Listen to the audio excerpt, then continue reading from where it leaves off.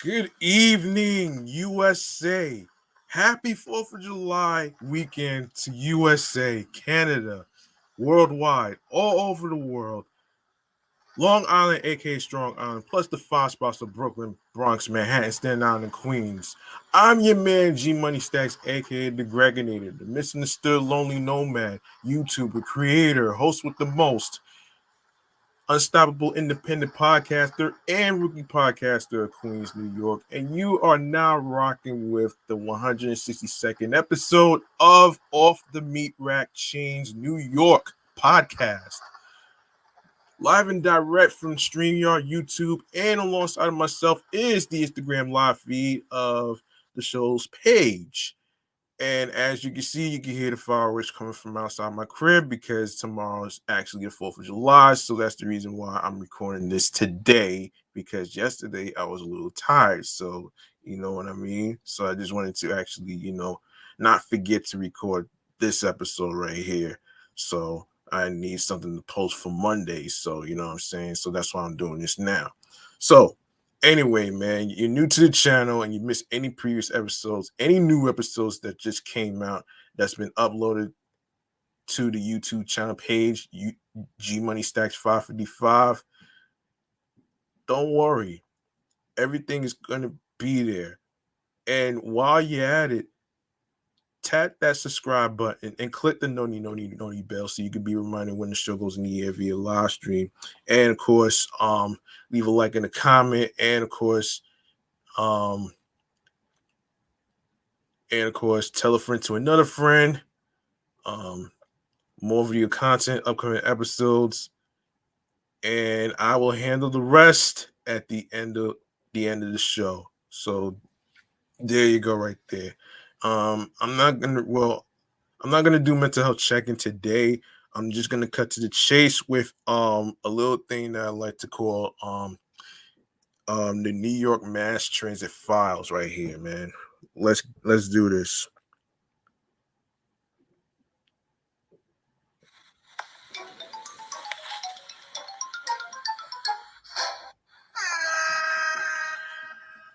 All right. Anyway, I got some bad news for everybody that's living in Queens, in certain parts of Brooklyn, and of course, certain parts of Manhattan. Unfortunately, you're not gonna see the J train for a while until September.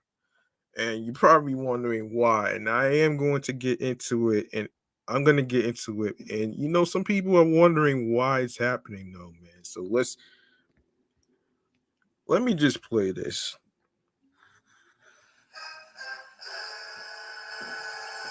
I got an article right here, according to QNS.com, that will explain the whole story with the whole J train debacle, train track bullshit that's going on as of now till September. And I know a lot of people had plans to go to events in Brooklyn and certain parts of any areas whatsoever. So, let me just fill you in on this, folks. Okay, hold on. Let me just give a shout out to Yoshi the artist. What's up? How you feeling? I hope you're enjoying your 4th of July weekend as I am right now. And speaking of 4th of July, this is gonna be crazy, Will. But anyway, man, Southeast Queens subway riders will have to contend with service cuts on the J and Z lines as the MTA begins critical track replacement work starting Friday night, July 1st. Actually, it was 2 days ago, actually, which is nuts.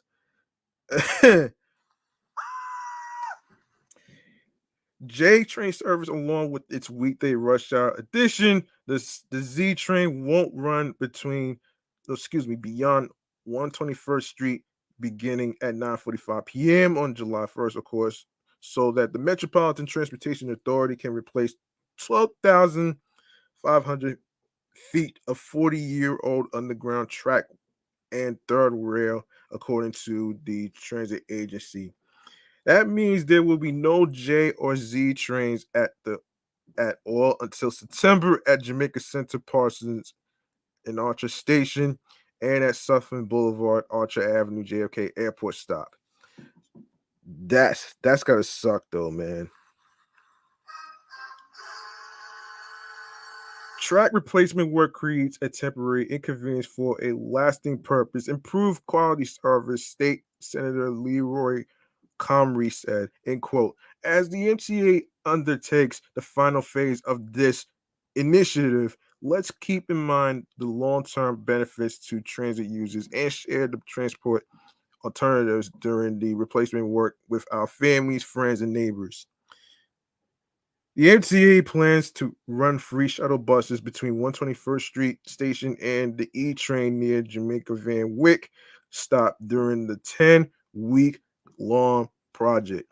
Metrocars will be cross honored at LIRR stations between Atlantic Terminal, Jamaica, and Eastern Queens. The fix is needed because the track carrying J and Z trains at the eastern end of the lines is at the end of its useful life, according to the agency. The tracks running below Archer Avenue are fixed directly to the tunnel floor as opposed to wood ties, so transit workers will have to dig out and replace them along with the aging concrete. These upgrades ensure most of Southeast Queens's most vital subway lines are modernized for the next generation. Council member Selvina Brooks Powers said. The culmination of these projects offers Southeast Queens residents reliable, accessible, and safe access to New York City's larger transit network. J trains will make regular stops between 121st Street and Myrtle Avenue in Brooklyn, but skip stop service will be suspended and Z trains will be replaced by J trains running the same number of trips to Broad Street as they currently do. With Southeast Queens being a transportation desert, I am pleased to see the progress being made by the MTA on this project to ensure our community has upgraded rail lines. Assembly member Alicia Hanman said. This would enable the MTA to provide reliable and efficient service to our community. The free J99 shuttle will run every 3 to 5 minutes on weekdays, every 4 to 10 minutes on the weekends, and every 20 minutes overnight.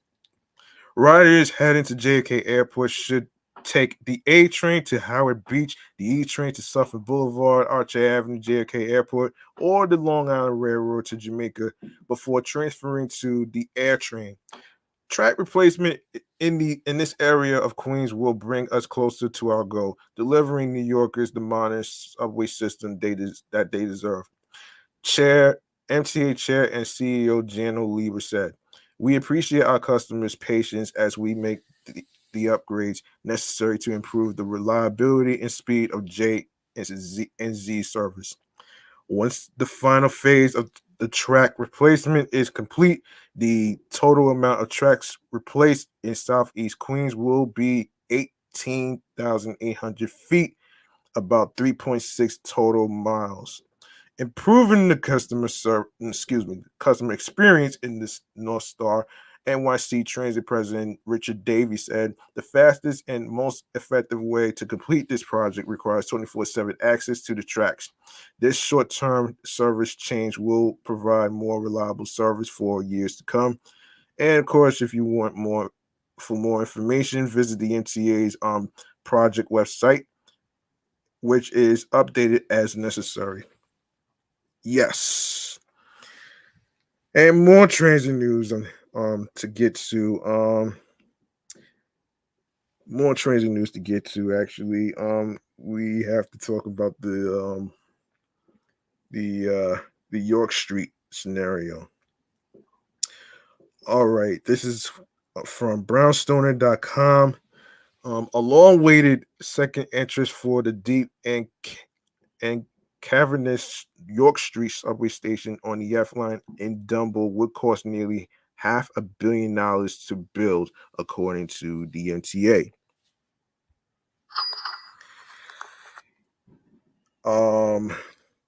The eye-watering price tag to construct a full entry and exit to the station would be between $420 million to $450 million.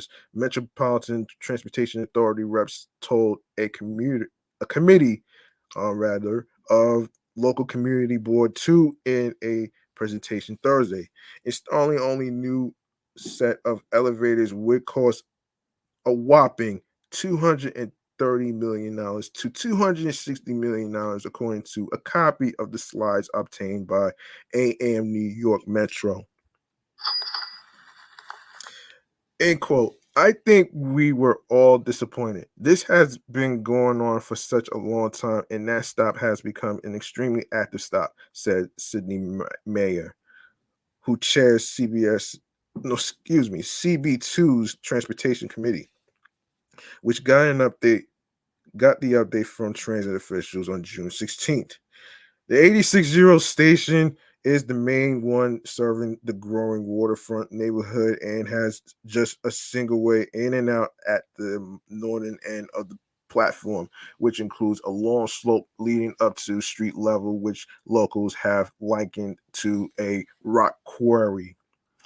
Dumbo has transformed in the last 2 decades from a sleepy former industrial area with artists and lofts to a buzzing hub of residential and commercial development, and its views of Manhattan have made it a magnet for tourists as well.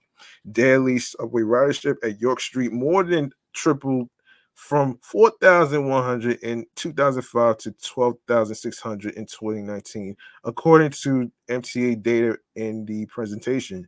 More recently, there were 7,365 daily trips as of April, or about 58% of pre-slandemic levels. Give me 1 second. I need to turn on this AC real quick.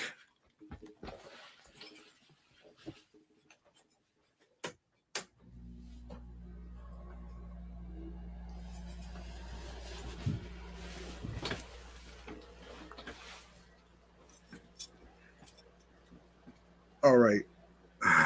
All right, I'm back. Um it was up to capacity before all of this new development, and there's more coming, said Doreen Gallo, the president of the Dumbo Neighborhood Alliance. At issue is not only crowding, but also safety in the event of a fire or other emergency. Gallo and fellow local advocates have been pushing the MTA to add a second entrance since the 1990s, and transit officials finally agreed to study it in 2021. Challenging structure. The MTA's construction and development team argued in the update last week that the steep costs are due to the station building challenging to build around.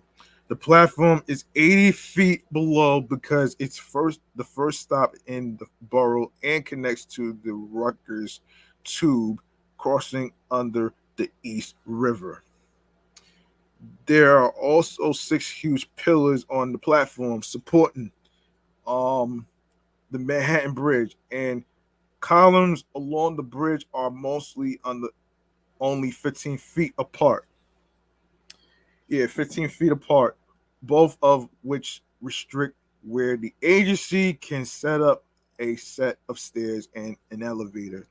Moving the ladder structures would essentially require rebuilding the entire station, according to the MTA. Just like the Sub River Tunnel, the 1936 station was built encased in cast iron rings, and opening it back up for construction could undermine the structure's integrity and also trigger a comprehensive overhaul.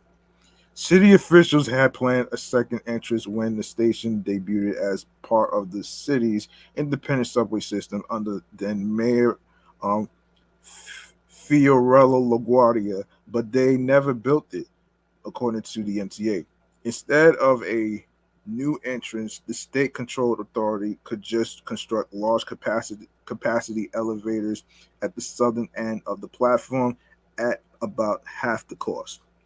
The the best exits for Both options would be on J Street near the entrance to the pedestrian path at the Manhattan Bridge. But any scheme would have to compete for money under MTA's 5 year capital plans. Now, capital competition. Transit officials prioritize stations for new elevators based on factors like how far away they are from the next stop that is accessible under the Americans with Disabilities Act, riderships, the demographics, transfer options, constructability, and cost. End quote. Given the complexities of this site, the initial assessment presents a realistic summary of the cost of building a second entrance, said MTA spokesperson Aaron Donovan in a statement. End quote. If the project advances and is included in the MTA capital plan, as with all capital projects, it would be competitively bid out into the marketplace, which would determine final cost. York Street would cost 3 times as much or more compared to the average ADA project budget of $79 million. And just one stop away is J Street Metro Tech, which is ADA accessible. That makes it not high on the list of the agency's priorities. York Street will be considered, as will all stations, but is not high on most data driven prioritization criteria, reads the presentation. Mayor, who emphasized that he does not speak for the community board and was merely sharing his opinion, said the high estimates did not make him optimistic that the station would get another way in and out anytime soon. Because of the cost being so prohibitive, this is going to not be high on the priority, he said. My comment is, as always, Brooklyn gets screwed. The station is on track to get $7 million from a 2021 city air rights sale for a new nearby apartment and office tower, including $1.5 million for design work and $5.5 million for further improvements. Hold on a second. We got 77 underscore Queen um dot re underscore 777. Thank you for joining. Um, yeah. Oh, so the MTA has not yet received those funds and is still working with the city to finalize a commitment letter for the money, according to Donovan. Um, Gallo, who has been lobbying transit officials for decades, excuse me, said they should get going. They have they have to do something, she said. They keep putting it on the back burner, but it's not something that's going to go away. Yeah, that's true. Yeah, and let's see. We got some more hold on a second. All right, so we got another incident, and this takes place in Manhattan. Um all right, so another another news. Um a woman was brutally slashed during her morning commute in Lower Manhattan, prompting a manhunt for the suspect, according to police.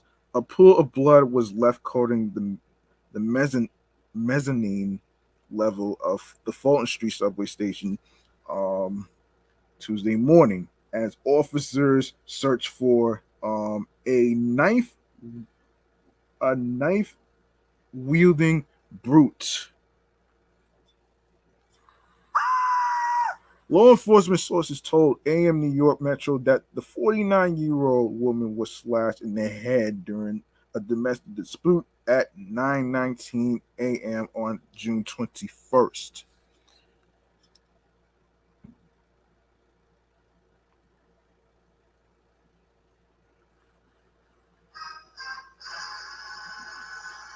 The victim was rushed to Bellevue Hospital, where she's expected to recover. Um, well, hold on. Not too many people are fortunate when it comes to incidents like this, though. But um, yeah.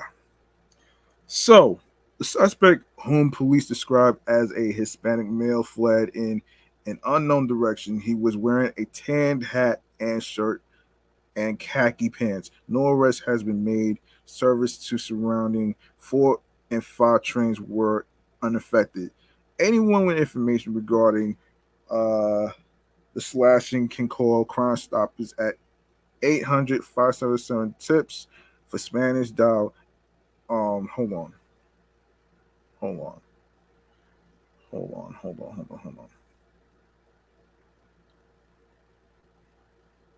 hold on a minute here. Hold on 1 minute here.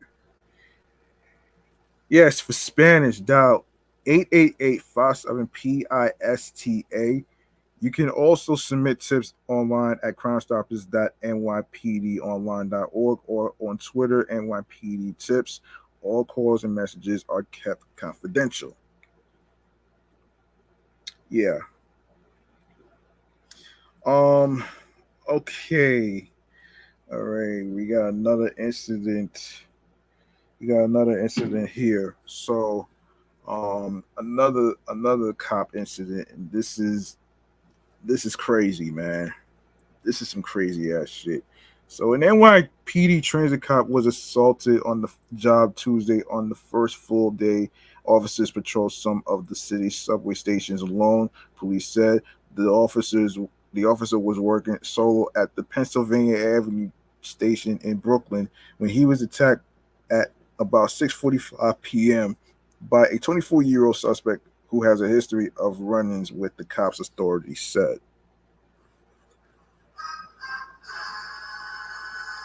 The incident unfolded when the officer spotted the suspect, identified as Alex E. Raymond, smoking a cigarette on the southbound platform, the NYPD said. After telling E. Raymond to put the cigarette out, the suspect threw himself down the platform staircase, according to the NYPD. The officer went to offer the suspect some help, but he allegedly grabbed the officer and tried to drag him down the rest of the staircase, police said. During the struggle, Raymond allegedly made several attempts to grab the officer's gun. After several minutes, Raymond was subdued and taken into custody. He was hit with several charges, including assault on a police officer and resisting arrest. The officer was taken to New York Presbyterian Brooklyn Methodist Hospital in stable condition. The NYPD said Raymond has a history of arrests connected to offensive behavior toward police. In February, he has accused of spitting in the officer's left eye while in an ambulance, police said, and charged with obstruction of governmental administration. And on May 11, he was accused of assaulting a police officer when he allegedly lunged at the officer and struck him with a closed fist several times behind the left shoulder, police said. He was charged with second-degree assault and resisting arrest, as well as lesser charges. On the same day, he was also charged in connection to a domestic incident in which he was charged with third-degree assault, authorities said. The man was given non-monetary release on both arrests on May 16th with a temporary order of protection issued on the domestic incident, according to law enforcement sources. Why would you release a fucking criminal out to the streets doing all these fucking incidents for, man? Why? Why? Why, man?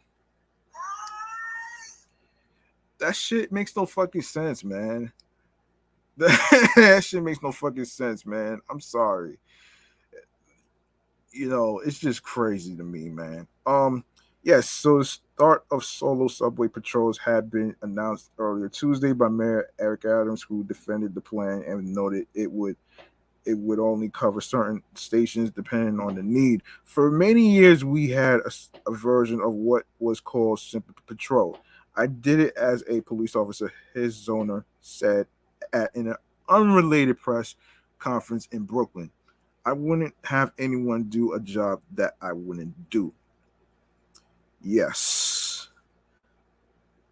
But the following Tuesday night's incident, um, Tuesday night's incident, Adams appeared already set to modify the move, according to a spokesperson for the Police Benevolent Association. PBA President Pat Lynch and Mayor Adams have spoken regarding this evening's assault on the transit police officer performing solo patrol. The spokesperson told the Post. The mayor indicated that the deployment plan will be modified so that there are 2 officers on every train patrol. The City Hall spokesperson didn't immediately respond to a request for comment early Wednesday morning. All right, so let's see if we have any more. I think that's it for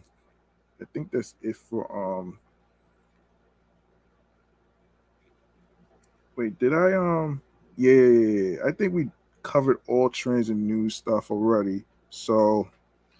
Let's get into a little thing that I like to call chatting all the jazz. Here we go.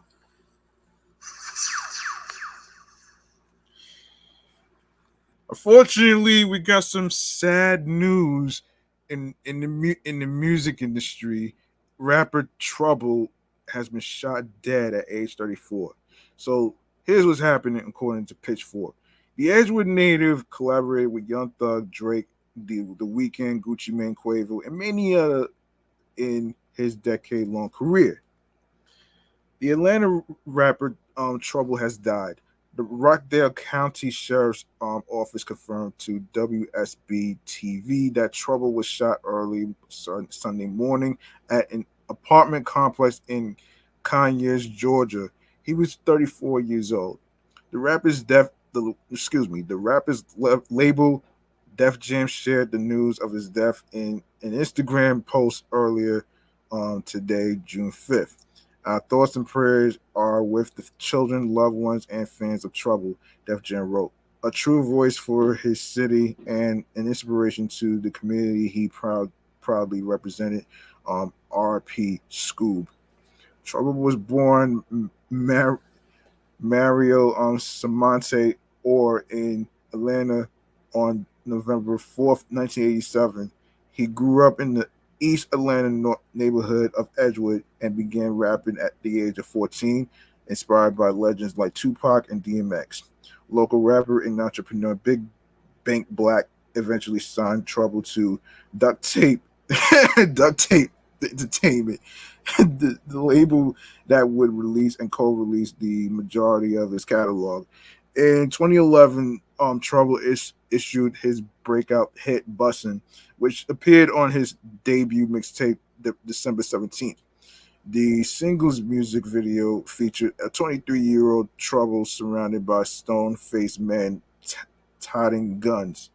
Bussin' received a remix with Yo Gotti, Waka Flocka, and Trader Truth shortly after. Following the success of the track, Trouble appeared on cuts with Atlanta superstars like Young Thug, Thief in the Night, and Gucci Mane, Every Day, and You Don't Deserve That. On his next release, Green Light, also issued in 2011, Trouble expanded his network of collaborators, working with Lex Luger, Yo Gotti, Zaytoven, and several other MCs and producers. In the following years, the rapper issued a handful of projects, such as 431 Days, the return of December 17th, of course, included Pusha T collaboration, Thank You Lord, On Me, and more.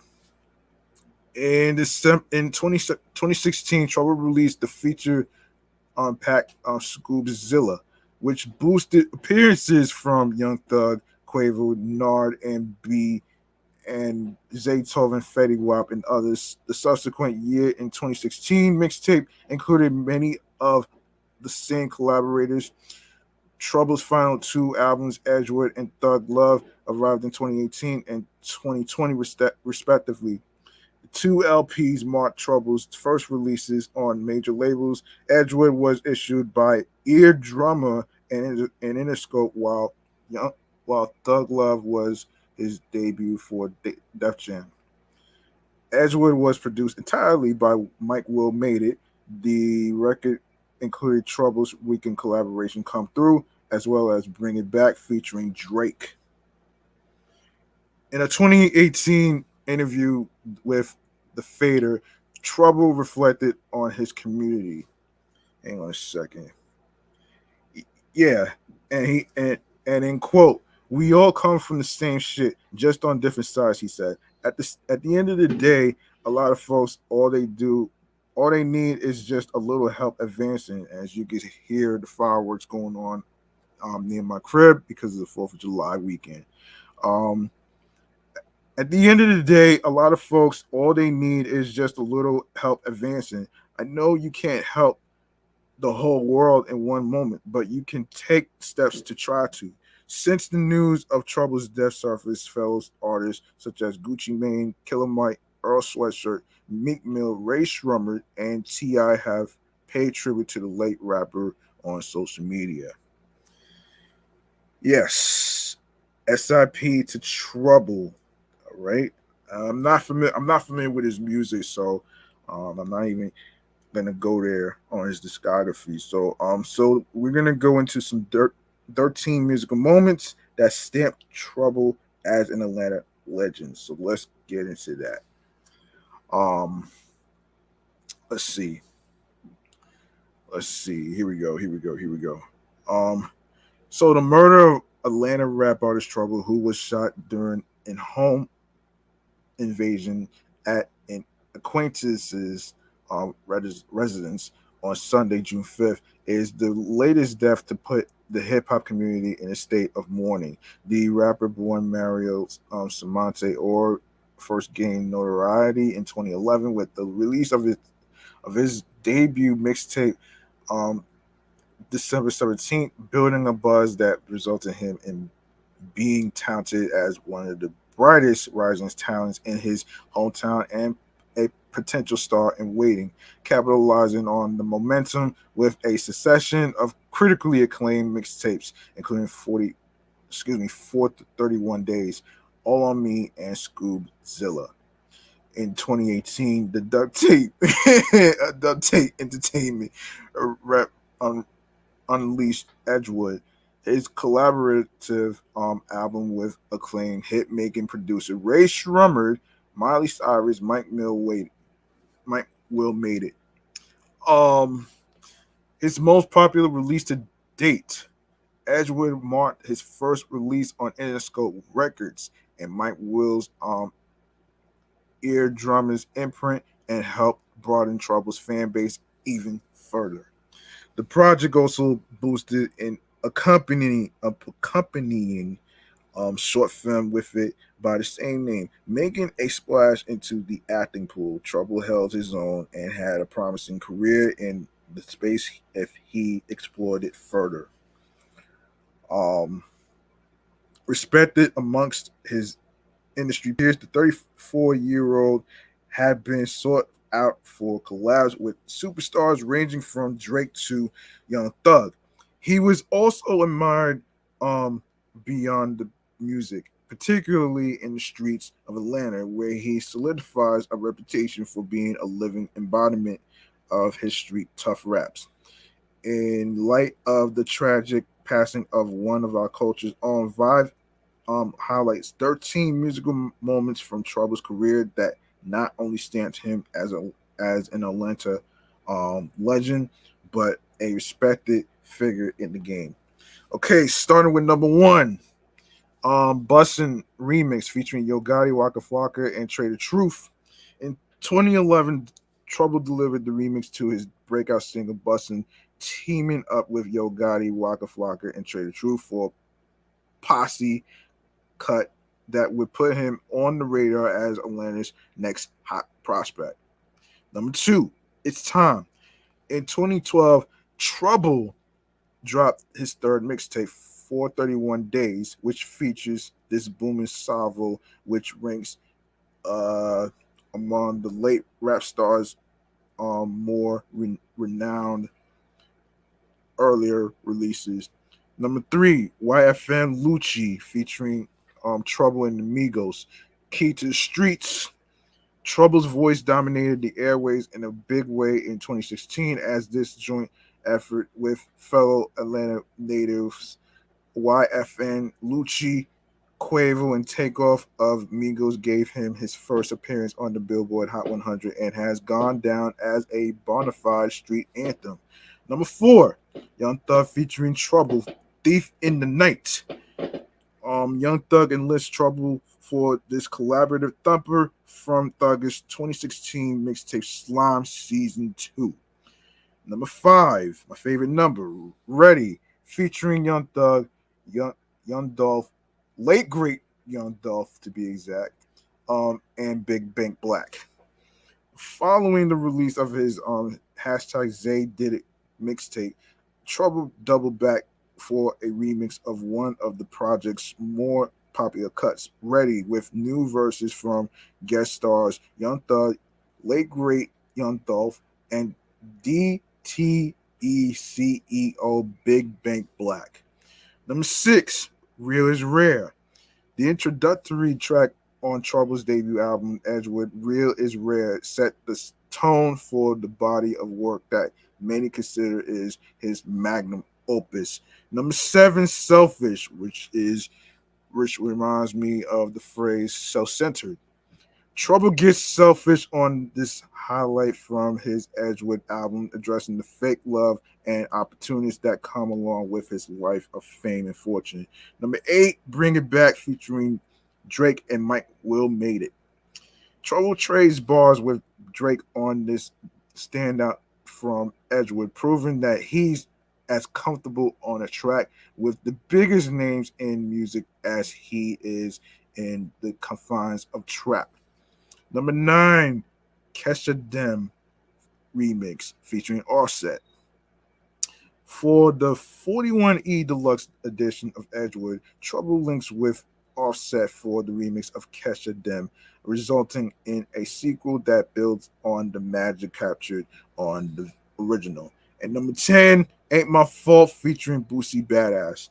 Trouble collides with Boosie Badass on the lead single from his 2020 album Thug Love, as the two take a page out of the book of No Limit Records. Silk the Shockers chant off his It Ain't My Fault while giving no apologies to the haters.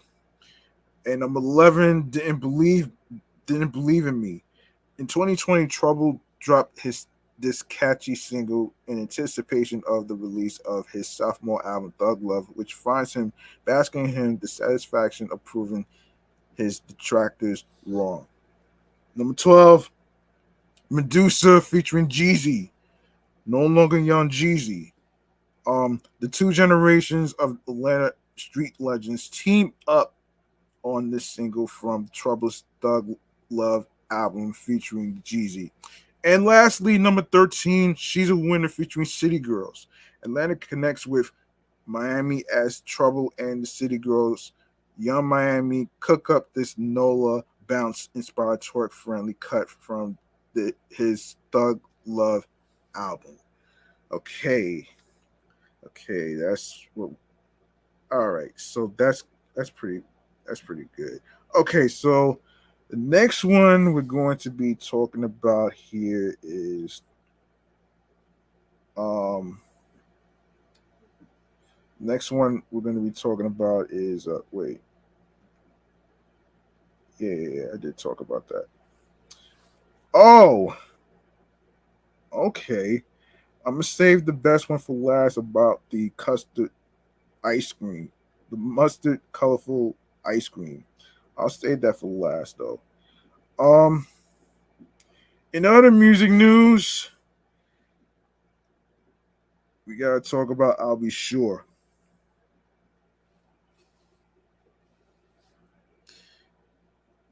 Okay. Yes, I'll be sure. The New Jack Swing star Al B. Sure is hospitalized and recovering after a successful surgery. The nature of the surgery was not disclosed. And let's see. In a series of Instagram posts, Al B. Sure announced he is on a health and wellness journey and currently is hospitalized in Mount Vernon.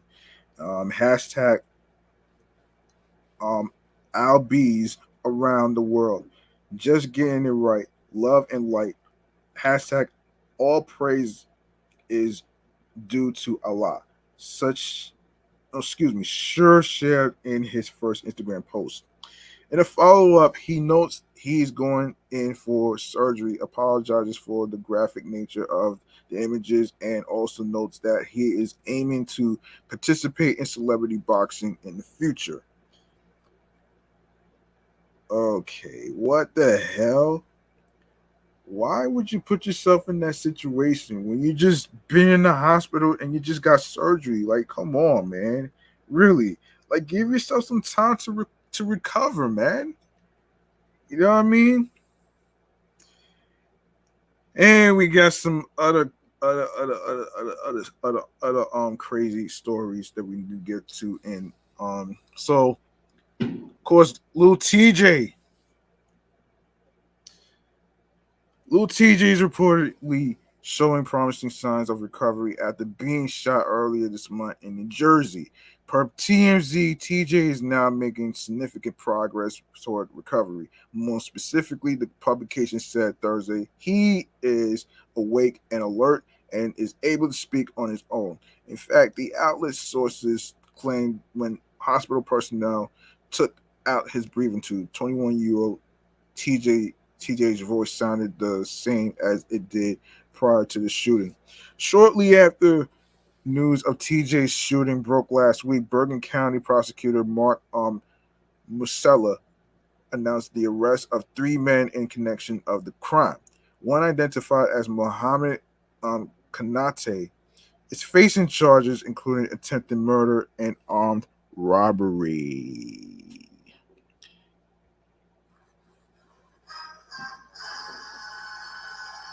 Just after midnight on Wednesday, June 22nd, 2022, the Edgewater Police Department received multiple 911 calls reporting shots fired in the area of 14 the Promenade in Edgewater, New Jersey. Macella's office said. Upon their arrival to the area, officers found 21-year-old Tyon Lil TJay Merritt with multiple gunshot wounds and Antoine Boyd with a single gunshot wound. An initial investigation per Marcella determined that Kanate was alleged trying to commit an armed robbery at the time of the shooting. Boyd and another individual, Jeffrey Valdez, were also allegedly targeted in in the attempted robbery, although both were subsequently charged over unlawful possession of a weapon allegations. And among those who sent TJ well wishes was Jim Jones, who referenced the shooting in a conversation with Hip Hop DX this week and reiterated his stance that being a rapper is the most dangerous job in the world. Shit, my prayers go out to Lil TJ, who just got shot up the other day, and I don't even know his condition, but you know it's terrible out there, Jones said. He's right, man. It's crazy. It's crazy. It's a crazy ass jungle out here, man. You know, it's just fucking crazy. You know what I'm saying? I mean, people doing some stupid, heinous, senseless shit though, man. You know, people like listen. You do stupid shit like that, it's game over for your ass.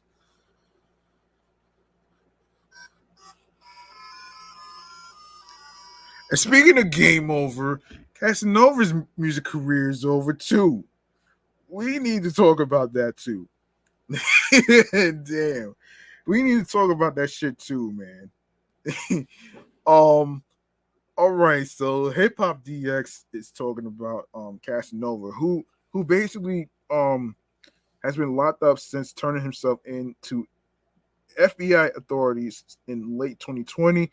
Reportedly pleaded guilty on Wednesday, May 11th, to a series of crimes in the racketeer influence and corrupt organizations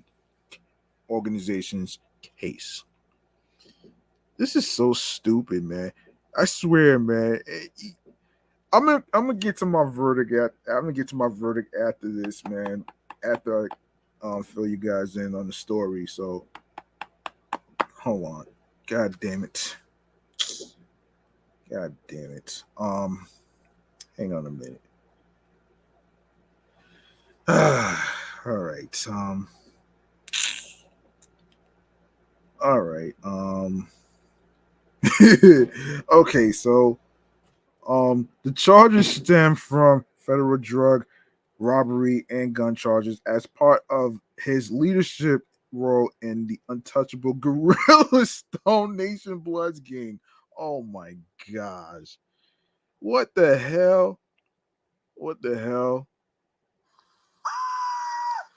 Yo. According to ABC7, the Brooklyn Bread rapper is the 13th defendant in the racketeering case against the UGSNB gang to plead guilty. He's being charged for offenses that took place across state lines from New York to Florida.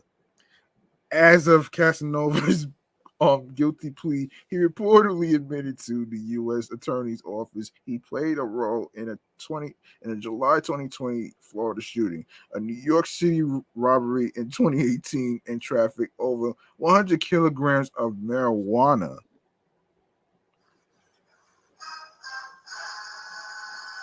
The Don't Run rhymer was charged with attempted murder in November 2021 and has remained in Westchester County Jail's custody since December 2020. In February, he took the Instagram to let his fans know he was put into solitary confinement for a month. I've been in solitary confinement for like 30 days. I hate it here. He wrote, "If you haven't heard from me, that's why." Casanova, born Caswell Sr., is expected to sentence in December. He faces 5 to 60 years behind bars if convicted. God damn. Okay. Here's my verdict on the Casanova shit, man. Hold on. Let me put myself on here, man. Hold on. Here's the issue with the fucking Casanova story, man. Like, who told him to do this shit? Who told him to do that? And you talking about how he hates it in the solitary confinement, which is prison and shit like that. Nobody told his crazy ass to fucking do this. Like, seriously. And then you got the fucking nerve to basically be like you're fucking butt hurt and shit. Like, come on, man. No one told you to do this shit anyway. And you ruin your damn career. And you ruin your damn career on some dumb shit. This is the dumbest shit that he ever did, though, man. I don't mean to laugh, but this is the most ridiculous shit that I ever heard. Like, you have a music career and you ruin your shit to fucking do what exactly? That's like the most terrible thing that I've ever seen in my whole entire life, man. Yeah, and you wonder why your shit is like going down the damn toilet right now, man. Let me start with this one.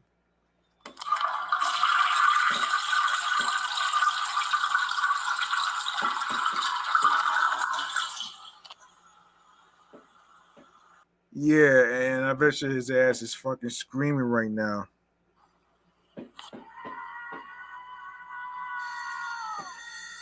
Yeah, and he's gonna be falling flat on his face worse than R. Kelly.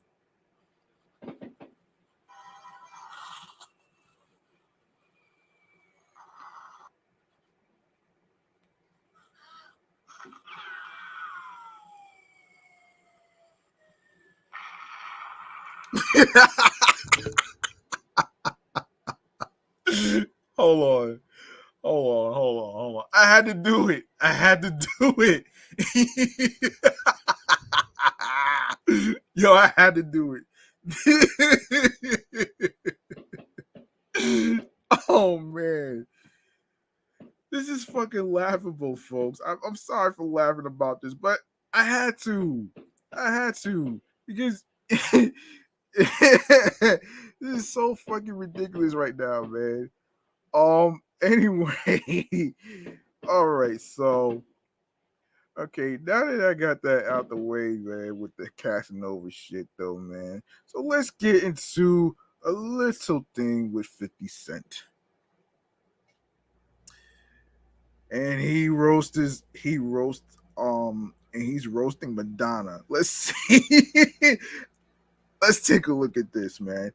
50 Cent publicly apologized to Madonna last December for clowning the pop icon for a sultry set of photos she posted to Instagram. But old habits die hard, and the rapper turned television executive is back at it.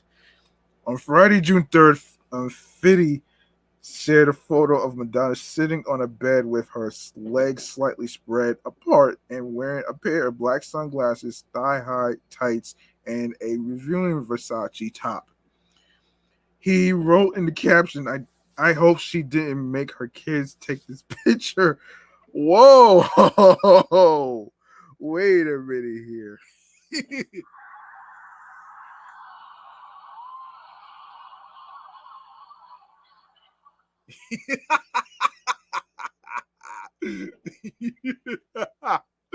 Oh shit.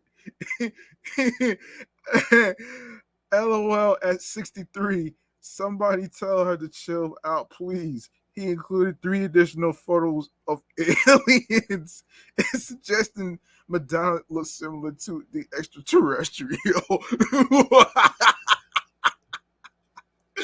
Yo. Okay. Madonna has yet to respond to 50 Cent's latest troll job, but that doesn't mean she won't. Weeks after 50 Cent initially made fun of the Material Girl for her provocative photo shoot, she fired back in a lengthy Instagram video. You are trying to shame me, she said, using a Betty Boop filter. You were trying to humiliate me. Yeah, your apology is fake. It's bullshit, and it's not valid. Let me just hit those 4 or 5 points about your apology being valid. Number 1, it's not hard to find footage of you and me hanging out. Number 2, an apology is not valid if you don't know what you are apologizing for. What you should be apologizing for is your misogynistic, sexist, ageist behavior and remarks. Number 3, you didn't hurt my feelings because I don't take it personally. I could never take it personally because you are not coming from an enlightened place. Number 4, you say you're not benefiting from it. Of course you are benefiting from it. That is what social media is about. You do understand that, right? And in response, 50 Cent posted another Instagram photo, video photo addressing her comments using a filter from the horror film The Purge. Not The Purge. Oh shit. Oh shit.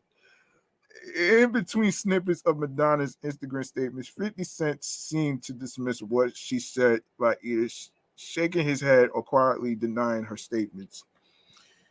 In particular, he said your feelings were hurt and you took it personally, despite Madonna saying otherwise. He included in the caption, "The purge begins now." Hey, is there an age limit for this kind of shit, man? I'm asking for a friend. Okay, okay. This is oh man, this is the most bizarre shit ever, man. Oh man. Um okay. Okay. Let's see. Let's see. Um all right. Up next is um on Coi Leray.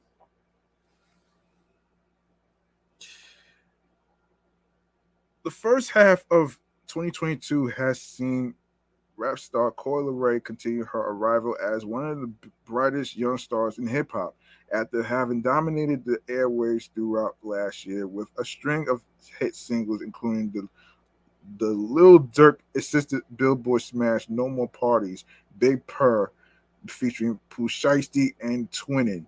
The Massachusetts native and New Jersey rep has further capitalized on that moment with new releases like Anxiety and her Nicki Minaj collaboration Blick Blick.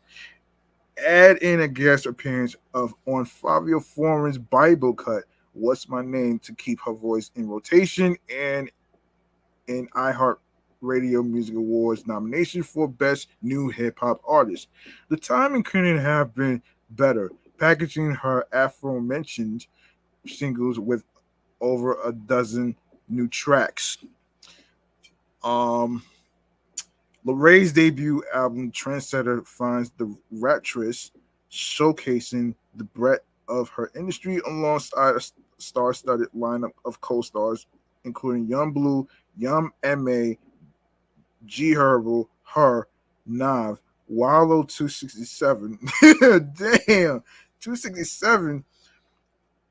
King Gilly, Polo G, Lil Tecca, and A Boogie with the hoodie. Debuting on the Billboard 200 chart, Trendsetter success and surrounding buzz have led to additional opportunities for Leray, such as her recent partnership with Sprite as an ambassador for Limelight, the brand new global music program created with the goal of bringing very different artists from around the world together around one musical expression based on a shared life experience. Limelight includes contributions from a handful of artists from various genres, including Grammy winning super producer James Blake, Nigerian singer Amalay, and a Chinese singer who are Chen Yu. Leray, who reimagined a hook created by Blake for her own exclusive Limelight track, The One, also participated in the program's documentary style segment Heat Happens, in which she touches on the pressures that come with life as a public figure. Her documented career journey has made her one of the more relatable rap artists in the genre today. Fire spoke with Coi Leray about her debut album, helping launch Sprite Limelight, her forthcoming single, and recent collaborators, and more. Coi Leray. Okay, so this is what they was asking. So you released your debut album Trendsetter earlier this year. How did it feel to get the project out? And she says it feels great. You know, it feels like I've been working for so long, and I'm so versatile, and I would say I'm unpredictable, and people never know what's next. So it just feels good to finally reach that path of the music side, basically showing people what I'm really capable of outside of all the bullshit and the gossip and the hate and whatever. The music is really what I strive for and I love. So it just feels good to be able to give that to the world after so long. And of course, another question asked: is there someone famous that you discovered is a fan of the album and yourself, and it took you by surprise? I mean, no, only because I've been having those conversations with celebrities and artists since No More Parties and after, ever since. Every song I get and release, I've been getting a lot of feedback just from the industry when it comes to the rappers and singers and stuff. They've been giving me feedback since before the album. You know, I I say I've been doing this for about 3 years now, so I didn't really need a second opinion because everybody always told me that I was a star. Every single person. Um, they see me and be like, "Yo, you are fucking out here. You are a superstar." And they all heard the album before the album even came out. I've been recording for 3 years. Paranoid with Polo G. I recorded a year and some change ago. You haven't let off the gas as you recently worked with Bronx rapper B Love on the new single Demon. How did that collaboration come about, and how would you describe the chemistry between the two of you? Well, we did two songs together, and New York Demon. I don't know. I fuck with B Love. Like, his sound is super fire, and I saw his shit on TikTok that started going crazy. Do I thought that would be super dope to collab? They had reached out for an open verse, and hell yeah, we just went crazy. We ended up recording both of those songs. Um, are there any other artists you worked with recently for collaborations fans can look forward to? Hell yeah, I look forward to my Calvin Harris collab. I have a song with Chloe Bailey and Stefan Don on his upcoming project, and I cannot wait until that drops. You partnered with Sprite in conjunction with its new global music platform, Limelight. How did that opportunity come about, and how has it been working with the brand? Well, Sprite reached out, and it's just a blessing. It's been going so great, and the song actually dropped tonight at midnight. It's so funny. I saw Rap Calver post new releases, and they just put my name on there. I'm like, I didn't know I was dropping a song. I thought it was so weird for like Rap Caviar, Caviar to post it, and I'm like, oh shit, Sprite got me on Rap Caviar too. Like, yo, this is for real. Like, this isn't no regular thing. Like, this is supposed to be global. I don't know. I thought that was super dope. A drink being on that Caviar. I've never seen it before. Wildlight recently launched Heat Confessionals, a series profiling artists sharing personal experiences where they've had to keep their cool during heated moments. What are some instances where you had to keep calm while under pressure?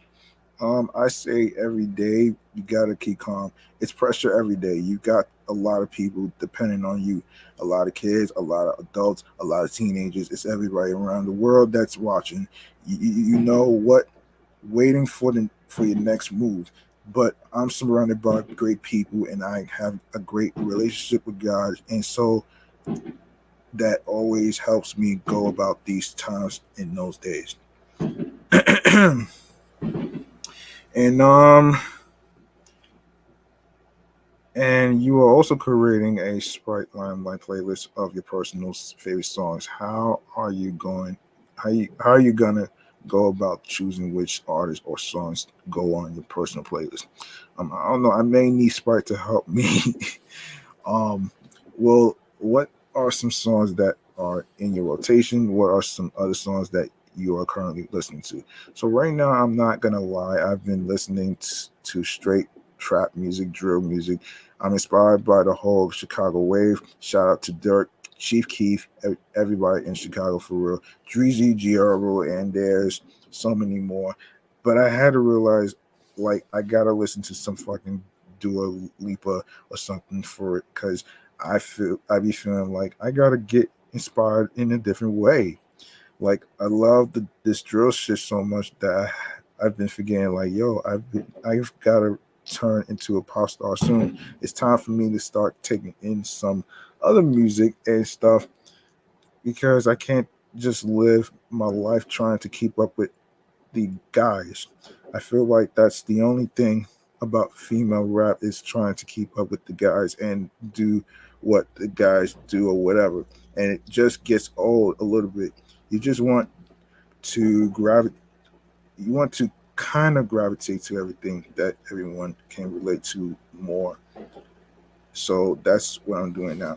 So, okay, so the interview goes on, and I know there's a lot that I have to cover. So, anyway, so hey, Pedro Lopez, man, what's going on, homie? Long time no see. Happy 4th of July weekend, man. How you feeling? Hope you doing all right with everything, especially with Tales from the Creeps podcast, man. All right.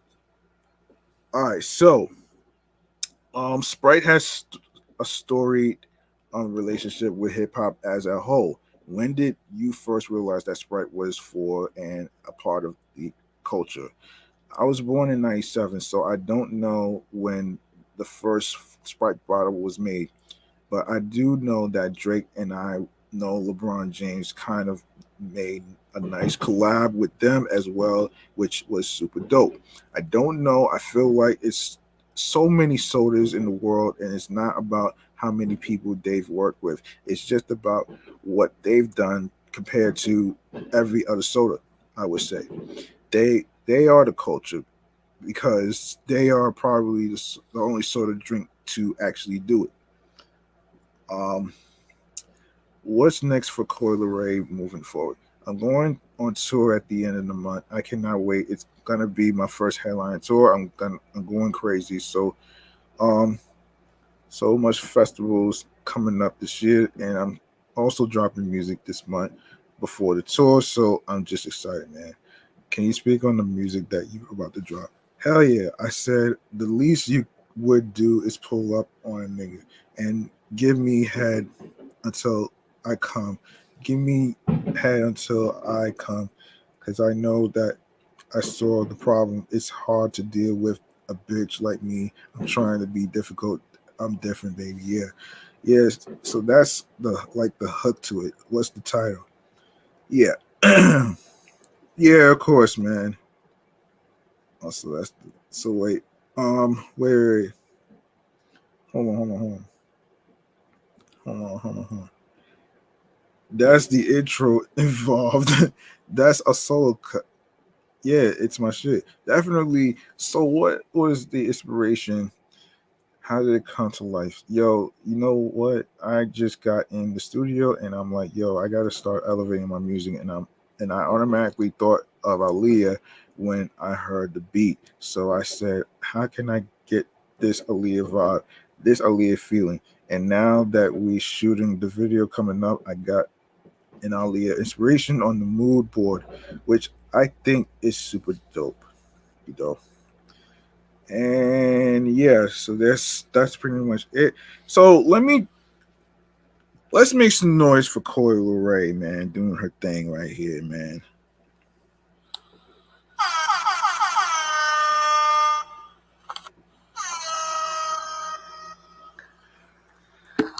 Okay, okay. Up next, what we got here is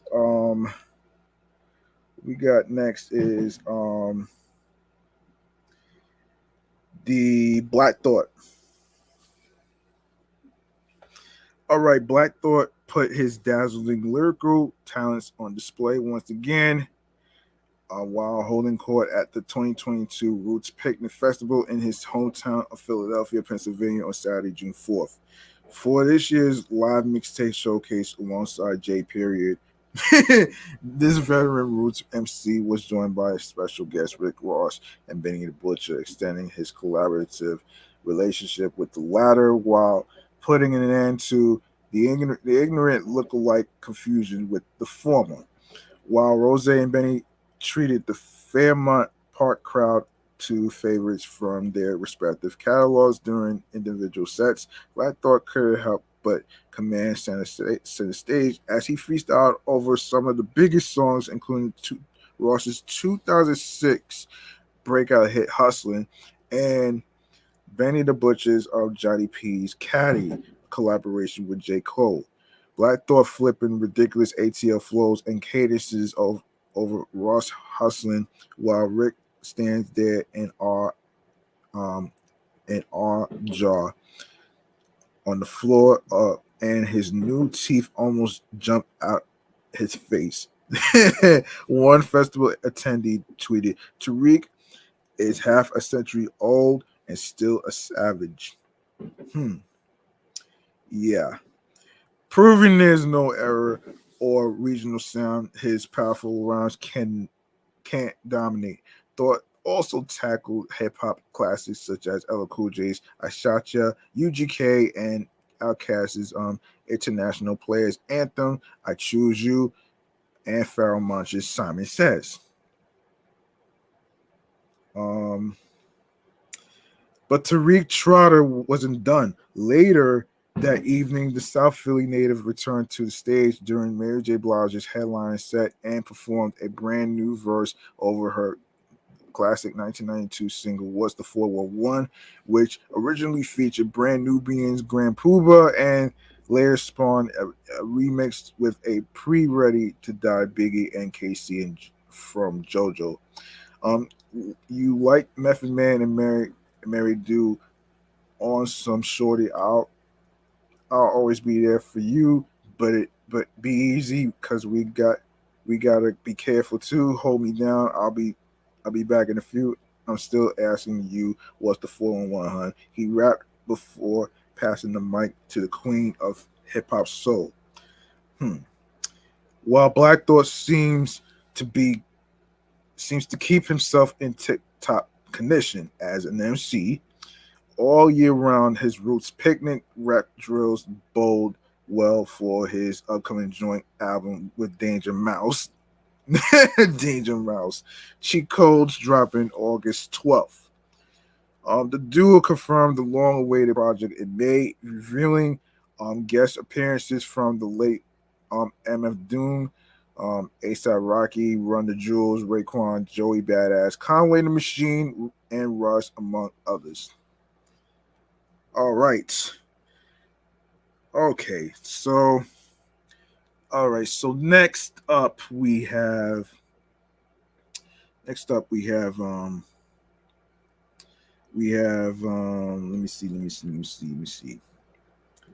let me see. Hold on. Let me make sure I got the thing right. Oh wait, I'll get to the colored ice cream thing in a sec. So let's go to. All right, so next is Vince Staples. Okay, so White Man Can't Jump just added some more star power to the cast. Vince Staples will be joining the reboot's fold alongside Jack Harlow, according to Deadline.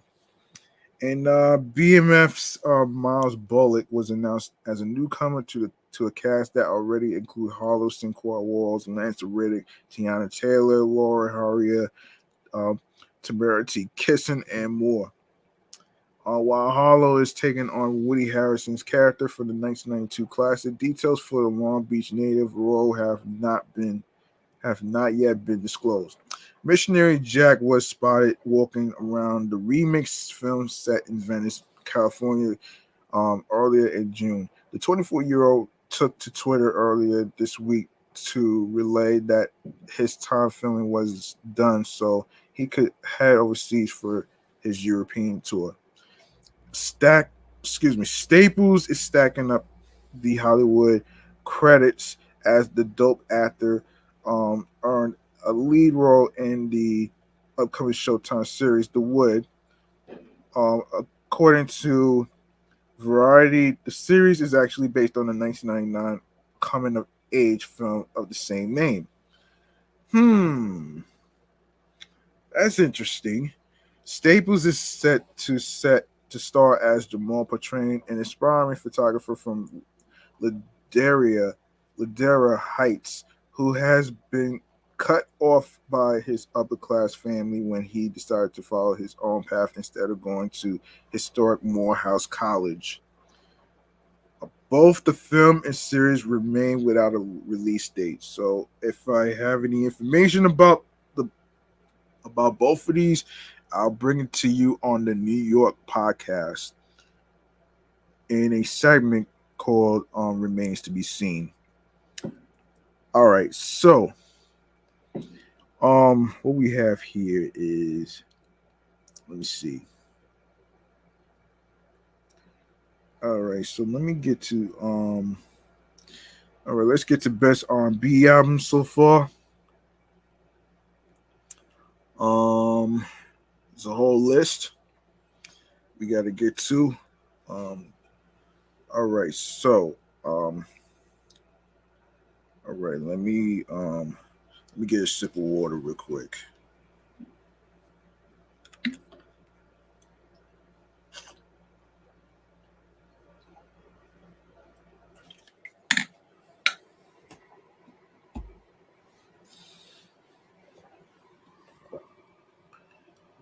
15. Okay.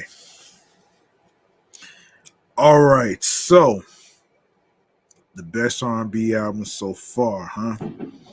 Okay, R&B has gotten off to a slow start in 2022, but even with artists like Chris Brown calling this genre obsolete, there are still solid projects that continued to make an impact. Excuse me. From Kalani and The Weeknd to veterans like Mary J. Blige, there is a lot of good R&B music for fans to digest. In June, many fans will have a debate as to the genre classification of Drake's Honesty Nevermind album. It is house music, hip hop, R&B, or none of the above.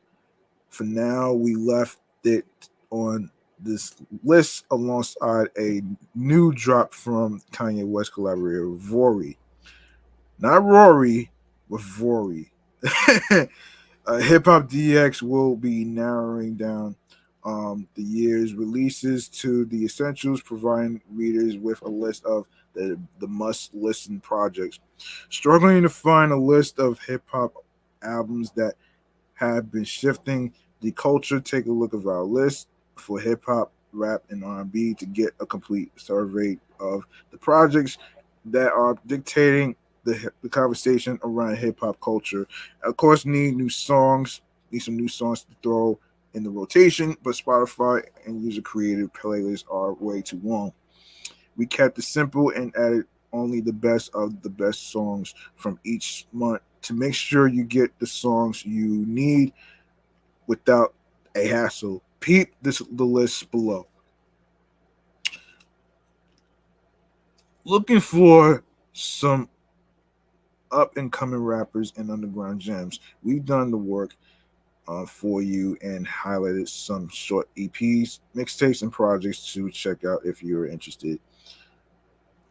If you are what do you say, if you're tired of mainstream album cycle, I'm going to talk about the best mixtapes and EPs of 2022 in a future episode. Of course, best rap songs. I'll do that. Best hip hop albums and best rap albums. I'll do that next time. Okay, so obviously, Drake's recent album, honestly, Nevermind. The only way for Drake to get bigger is to go back to the songs that did a billion streams and embedded themselves in listeners' collective consciousness. One Dance, Hold On, We're Going Home, Take Care, Minimal Swearing, Friendly to All Settings, inoffensive enough to play in the background, but thoughtful enough to reward closer listening. Honestly, Nevermind is an understated pop album made to be listened to with other people. A Drake album with refreshingly low stakes, much to its advantage. This pivot also offers Drake a way to relate to listeners without sharing too much of himself. Pop music often hinges on non-specific specificity, allowing listeners to fill in the silhouettes of you and me with their own personal details. Um, Throughout, honestly, never mind. His verses are spare. Spare. Let me see. Spare. Often allowing the production to communicate as much of the emotion as his pleas for connection. Honestly, never mind isn't for everyone, but it will be everywhere, as the late Virgil Abloh says halfway through the album. We weren't supposed to come up with something this clean. Like something happened. He stopped making the Drake album we want him to make and made the Drake album Drake wanted to make. Honestly, okay, cool. So we have Lost Souls by Vori. Vori, known for his dedicated voice and seamless harmonies, is often thought of as a filler piece for Ye, but on his latest, he reminds those who haven't been paying attention of his own prowess as a songwriter, led by Do Not Disturb, the late nightclub anthem, which features Nav and Young Blue and the Yeezy assisted Daylight. The rest of the 15 songs boost Vori singing with a bit of help from Beam, Fresco, Trey, and Landstra Chip. Oh shit. All right. So Blue Water Road by Kalani. While Kalani's sophomore war pined, excuse me, for growth without knowing how to get there. The singer's third album, Blue Water Road, is assiduous in examining internal faults. Blue Water Road's frank maturity, even with its brief detours, reveals an artist's authentic pursuit of happiness from Kalani's candid songwriting to Blue Water Road's vibrant backdrops. The album serves as evidence of what happens when someone finally begins to take responsibility for their own happiness. What emerges is something that treads into uncharted waters, and even if it isn't fully understood yet, it can at times be quite a spectacle. And LMA, Heart of My Sleeve, LMA sophomore release is far easier felt than understood. Between songs about making up and breaking up, there is no obvious resolution offered to the soft-hearted singer. At the same time, the track list is one that foregoes logic for emotions, and so there isn't as much of a need for a clear-cut solution. What truly allows the album to pull off the back and forth of heartache is the consistency with which LMA enters into a state of total surrender. Um, Hypnos by Raven Lene. Raven Lene's first full length feature pours vocal melodies over a more stripped down sound for a lucid listening experience. Hypnos houses a fundamental shift in focus from Steve Lacy's live instrumentals to Lene's vocals, although Lacy still shreds sweetly on skin tight soft percussive productions and electronic synths are prioritized to showcase the Chicago R&B icons uniquely high but dulcet soprano. The pleasantly simplified production of loop beats leave ample room for Lene to stretch out her lyrical limbs. Playing with perspective on Venom, the singer is omniscient, omniscient, as she normally asks an unsuspecting partner, "Why do you play me for a fool?" Given how Raven Lene clearly challenged herself with pen on paper, Hypnos is seemingly reminiscent of her very own evolution. Where I'm from is a testimony of a track that enlists the help of um, Mariba, not Ariba, but Mariba. You get the gist. Accompanied by oh shit, by trickling acoustic guitar. Lene looks at her life like a landscape, watching it and singing, even as it unfolds right before her eyes. Watch me spread my wings, she demands. Raven Lene moves through each song at her own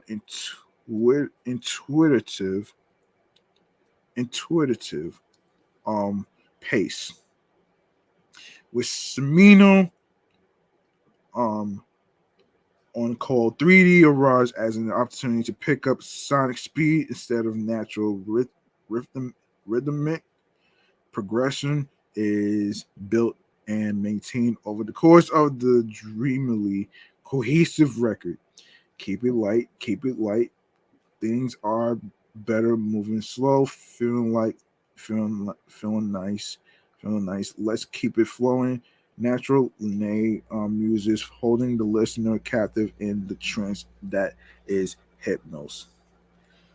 Um, Mahalia, Letter to Your Ex EP. Sharp witted observations with a raw twist of heartbreaking honesty are the foregrounds of what Mahalia delivers on her newest EP, Letters to Your Ex. The five-song Neo Soul S collection is hardbound by two distinct sonnets that feel as if they were written exclusively to one another.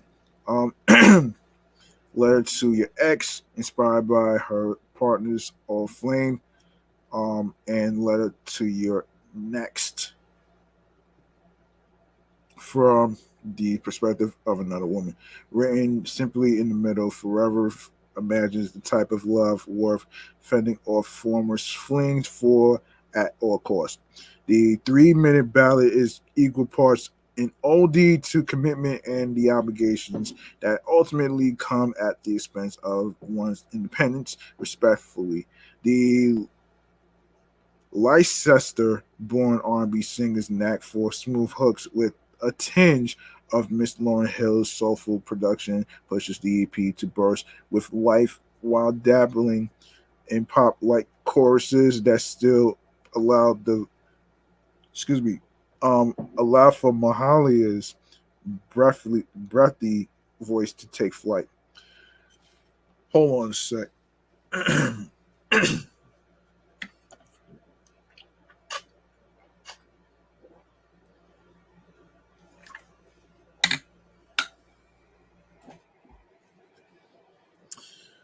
All right. All right. Yeah.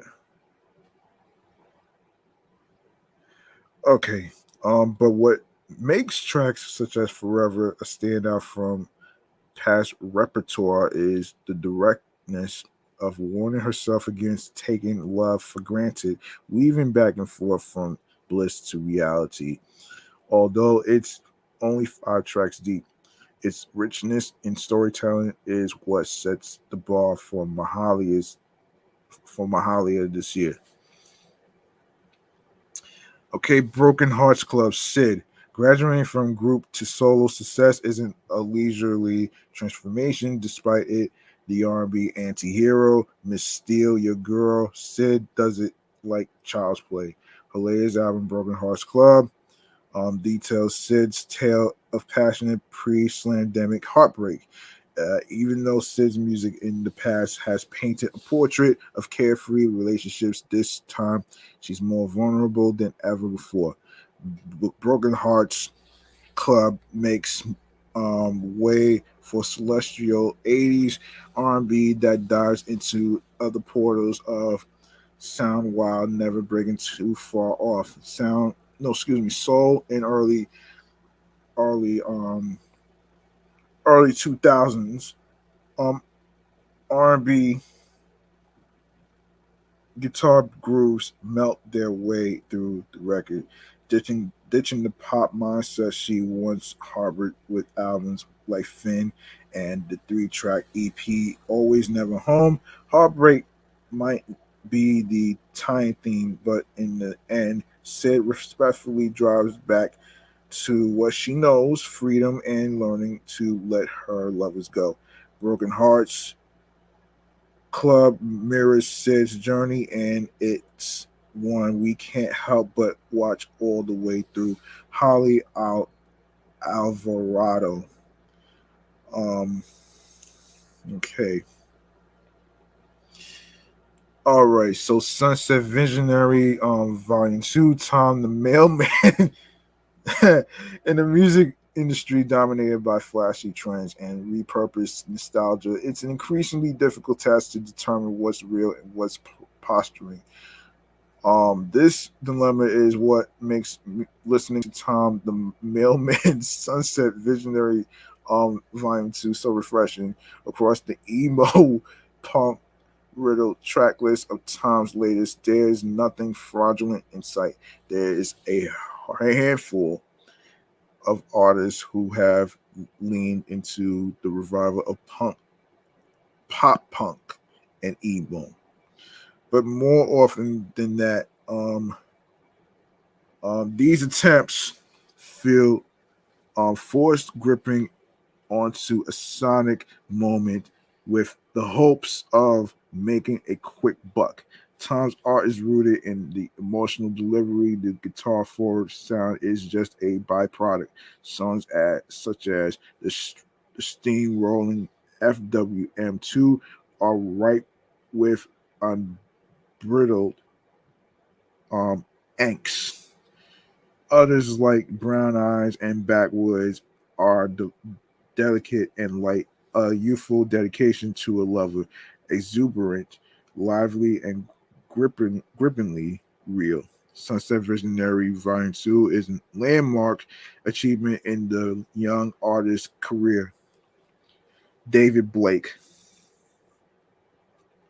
Blast, before you go, taking the reins from the past vanguard of R&B legends. Blast, the breakout Los Angeles sensation, first turn heads on 2020's No Love Lost and its deluxe. A sweeping project which featured Ty Dolla Sign, Dom Kennedy, and longtime collaborator um, Bino Rideau. The emotive crooners latest album Before You Go picks up right where he left off, blending the sounds of traditional R&B with more contemporary Californian notes. Blast takes rides between the borders of R&B subgenres Before You Go, playing with the tones of classic soul and regional LA sounds. There's something for all occasions. Love ballads like the Aaron Ray assisted Fake Love in LA. Smooth club bops such as sometimes with Zakari and Dust driving tracks um like Still um on My Way. David Break. Yeah, who cares? Rex Orange County. Oh man. Rex Orange County returns after a long hiatus with a new album. Who cares? The single weighs on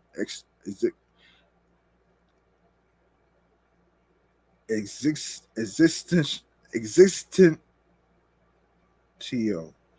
dread and purpose over bright beats and warm production. His welcome return is sure to soundtrack coffee dates, walks in the parks, and medium level difficulty hikes for all of 2022. And Lucky Day Candy Drip for all you smooth tunes needs. Look no further than Lucky Day's Candy Drip, one of R&B's most promising rookies. Day's been at it for a while, but last year's Table for Two was one of 2021's best releases in the genre. Candy Drips is similarly paced, a rolling album of full of emotive singing and impassioned features from Lil Durk, Smino, and Child. Well, okay, Shansia Alpha. Shansia, the Jamaican dancehall sensation, was spotted on the Donda stage during one of Kanye West's listening sessions and has used that attention to catapult herself into hip hop and R&B's mainstream with latest album Alpha. On her latest album, Sincere managed to wrangle an impressive cast of guests from Tiger and 21 Savage to Megan Thee Stallion and Sean Paul. Hold on. All right. Okay, Good Morning Gorgeous, Mary J. Blige, shortly performing at what many are calling the greatest Super Bowl halftime show in history. Mary J. Blige released her first album in 2 years titled Good Morning Gorgeous. The last project listeners received was in 2020 when she dropped the deluxe edition to her 1990 classic 1994 album My Life. So new music is a cause for celebration, led by a titular single and the follow-up with Rent Money, which placed the Family Affair singer alongside fellow New Yorker Dave East for a soulful collaboration. Good Morning Gorgeous resists familiar themes in Blige's work of love and heartbreak, but even if the subject matter has been heard before, there's something special about watching a master at their craft. Blige's dexterous, expressive voice wraps around the heavy instrumentals, though she's singing in line with a very traditional style of R&B. Blige still sounds fresh as ever. And of course, obviously, the most recent album, The Weekend, Dawn.FM. Dawn FM traps the listener in purgatory as The Weekend gathers an audience for his sonic love letter to the 80s, marked by the metallic sounds of um, Depeche Mode, the Human League, and all-night disco parties. The euphoria of 80s R&B, new wave, and synth pop carried the pop star to a new height. The album is an exhibit, exhibit exhibition, of pure ambition from an artist that's reached the mountaintop. It's apparent that this was the album The Weeknd always wanted to make, whose flair for the for the dramatic and glamour always aligned with the bygone icons of the 80s. Okay, Amber Mark, Three Dimensions. Amber Mark made a name with R&B recreations of beloved 90s songs such as Nirvana's Heart Shaped Box and Cisco's Star Song. But the Tennessee songstress has her own story to tell.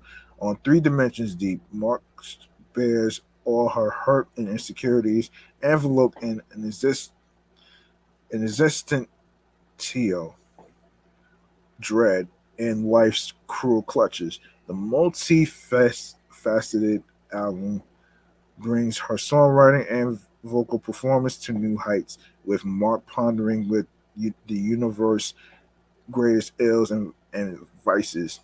The complex project proves Mark's lofty, ambitions are attainable, finding comfort in the absurdity of self-discovery. And and Capri Songs FKA Twigs on her first major label release. FKA Twigs takes the veiled and aloof image of her public existence and shatters it with every wispy utterance. Capri Songs, while retaining the avant-garde spirit that marked her numerous EPs, is a genre-bending pop experiment that unlocks the human shrouded underneath the artist after years of emotional and relational upheaval. She's fully in control of her narrative, whether she's delivering a self-confidence sermon over um, choral arrangements on the spacey meta angel, covering herself in traditional R&B emotionality on the dance floor, infused tears in the club, or flexing her chemistry with the likes of Georgia Smith and Pas Saliu. There's no moment where Twigs feels disingenuous. Each stylistic foray registers as part of her lexicon, and each gut punching lyric feels ripped from her heart. Alicia Keys' latest project, Keys. Alicia Keys is undoubtedly one of the most decorated R&B artists of all time. Yes, I have to agree.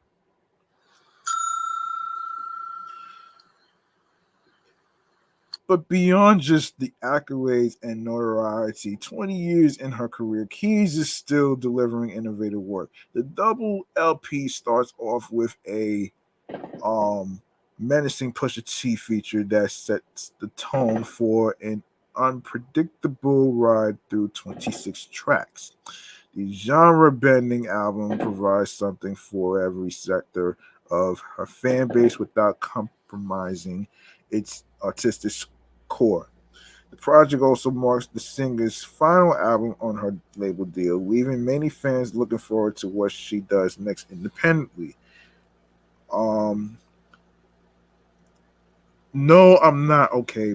Blue, the artist formerly known as Young Blue, continues to let his talent speak for itself. um, Blue is one of the few newer artists who seems to stay out of the negative headlines. Um, while he focuses on crafting his sound and dropping quality music, No I'm Okay finds the hip hop DX rising star effortlessly crafting unique melodies and memorable flows as he pours his heart into each of the 5 songs on the EP. Hang on a second. Okay, okay, cool. Um, Blue has pop sensibilities without ever abandoning his hip hop roots, a blend that is bound to take him to superstar heights. Tierra Rack, Tierra Whack, R&B. Tierra Whack has always stuck to the quality over quantity model when it comes to her release schedule. With that being said, even a 3-song EP is a gift from the multi-talented artist. Whack explores death, sorrow, and love throughout the project as she continues to bring memorable flows and melodies to the table with every new drop. The project is part of a set of 3 EPs that show her versatility and ability and effortlessly jump between genres. It can really hold on a minute. Hold on, there's more. Hold on. Summer Walker still over it. Summer Walker has supplanted herself in the public eye both through her outstanding introductory project Last Day of Summer and Over It, and her tumultuous relationship with Atlanta rapper producer London on the track. In doing so, she opened herself up to judgment and speculation about every aspect of her life, her pregnancy, breakup with London, and subsequent mental health. On Still Over It, Walker combats swirling narratives by utilizing the biggest draw in her artistry, her vulnerability. And I just did an episode about vulnerabilities in episode 161. You can go check that out as well.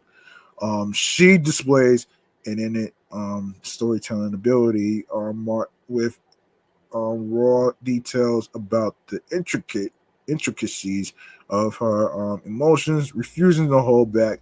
Walker covers the project in personal drama, navigating a balancing act between compelling and gratuitous. Before I continue with this, I want to say something actually. Now, look, I did leave a question on the podcast show page, off the Meat Rat Chainz New York podcast in regards to what are the things that makes you feel vulnerable and what are your coping mechanisms of conquering those things. So you can go ahead and and you can go ahead and comment on what makes you feel vulnerable and what is your coping mechanism. So I want to know from you folks out there that's listening and um and watching this on YouTube as well. So, you know what I'm saying? So just give me your feedback on on what makes you feel vulnerable, right? Um Anyway, so let's just hold on. How many I got to go here? Okay, 1, 2, 3, 4, 5, 6, 7, 8, 9. Okay, Thames. If orange was a place, Thames exhibits a mastery in emotional expression on this brief EP. She ignores any urge to withhold feelings, displaying unrelenting vulnerability on tracks such as Avoid Things and Crazy Things. Uh, rum- Ruminating on the themes of toxicity and failed relationships. Her voice drills to the souls of her audience, skating over vibrant horns and succulent melodies with ease. If Orange Was a Place carries her momentum from a star performance on Drake's Certified Lover Boy forward without missing a beat. And in case you didn't know, she has a single out right now called Free Mind. So y'all can actually check out the track on every music streaming platform that you can think of, whether it's Spotify, there's um there's YouTube Music, as a matter of fact. That's one of the spots that I was actually listening to Dreamscape on YouTube Music actually, and I'm going to actually be the person to review that shit in my other show, Meticulous Vibe Juice Podcast, for future episodes. So I got her on that one too. So you know what I mean. So all right, so let's keep going here. Yabba Dawn. The list of artists who have solo interludes on a Drake project includes Kendrick Lamar, Sampa, Skepta, and now Yabba. After many call Yabba's heartbreak a standout moment on Drake's Certified Lover Boy, the singer took advantage of the moment by releasing a stellar new project. Dawn is filled with angelic vocal harmonies and heartfelt lyrics that prove she is here to stay. Tink, Heat of the Moment, where Chicago artist Tink's previous releases focused on the darker, more painful side of her. Her latest release, Heat of the Moment, is a clear departure in both sound and theme, produced by fellow Chicago native hitmaker. Tink embarks on a wildly entertainment ride that pushes her past her own personal limits, previously set by doubt and external turmoil. In the album's construction, it's important that Tink and her forays into new sound directions are the central focuses. Only 3 of the 14 tracks have featured artists, ensuring that she is the tar on Heat of the Moment. Unsurprisingly, some of the best moments occur when she's alone. The album's titular open opener is a smooth, relaxing 3-minute ride that allows Tink's voice to showcase its full range. The album's closer on my own displays the most endearing songwriting sections as she lays out her unwavering loyalty with stark simplicity. Moments like this exist up and down the album, giving Tink a full body of work to be extremely proud of. Six Tape 2, Blast and Bino Redo. Um, Pop out the opening track from Blast and Bino Redu's collaborative album. Six Take Two sets the tone for the rest of the project, a smooth and harmonic collection of the modern Los Angeles R&B. Bino, who came up with the late Nipsey Hussle, re-entered the game last year with a new sense of energy, while Blast, one of the 10 hip hop DX rising stars, dominated 2020 with No Love Caught, no Love Lost. On their second iteration of the sixth tape series, the two LA artists showcased their unbreakable chemistry and aptitude for creating deep vibes, which range from clubs ready soul jams, one of them ones, to intimate, intimate love ballads. She's perfect. Armed with production from the likes of the real JFK Beats, Million, and Blast himself, and the two leaders of the next generation of West Coast R&B have drawn all eyes to what to see what comes next. Okay, okay, Ebony um, says good dick and weed. Don't know why.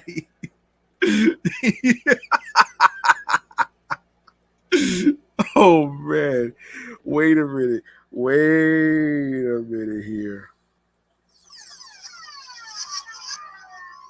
Wait a minute, man. Wait a minute.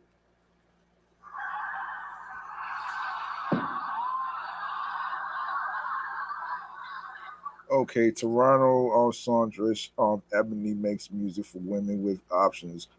Her mixture of Caribbean stylized production laced with R&B influence is tailor made for the pre-game and after club rendezvous with versatility to match any specific mood of a desirable woman looking for casual fun after releasing a failed relationship.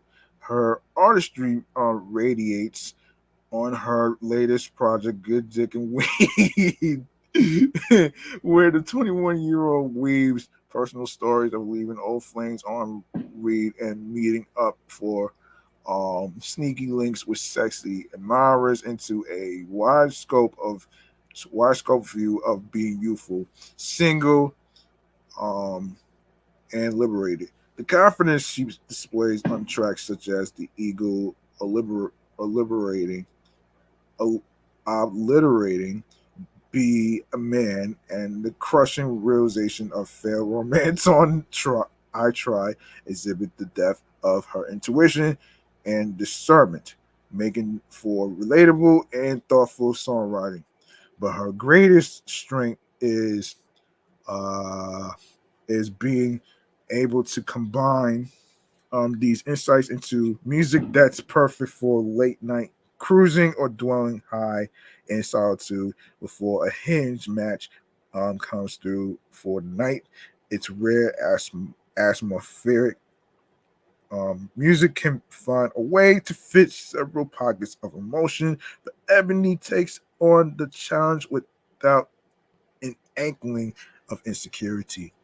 And of course, I did listen to Doja Cat's latest project that came out already called Planet Her. Doja Cat's career may have begun through the meme hit Move. Oh shit. And its accompanying music video in which she performs in a cow costume.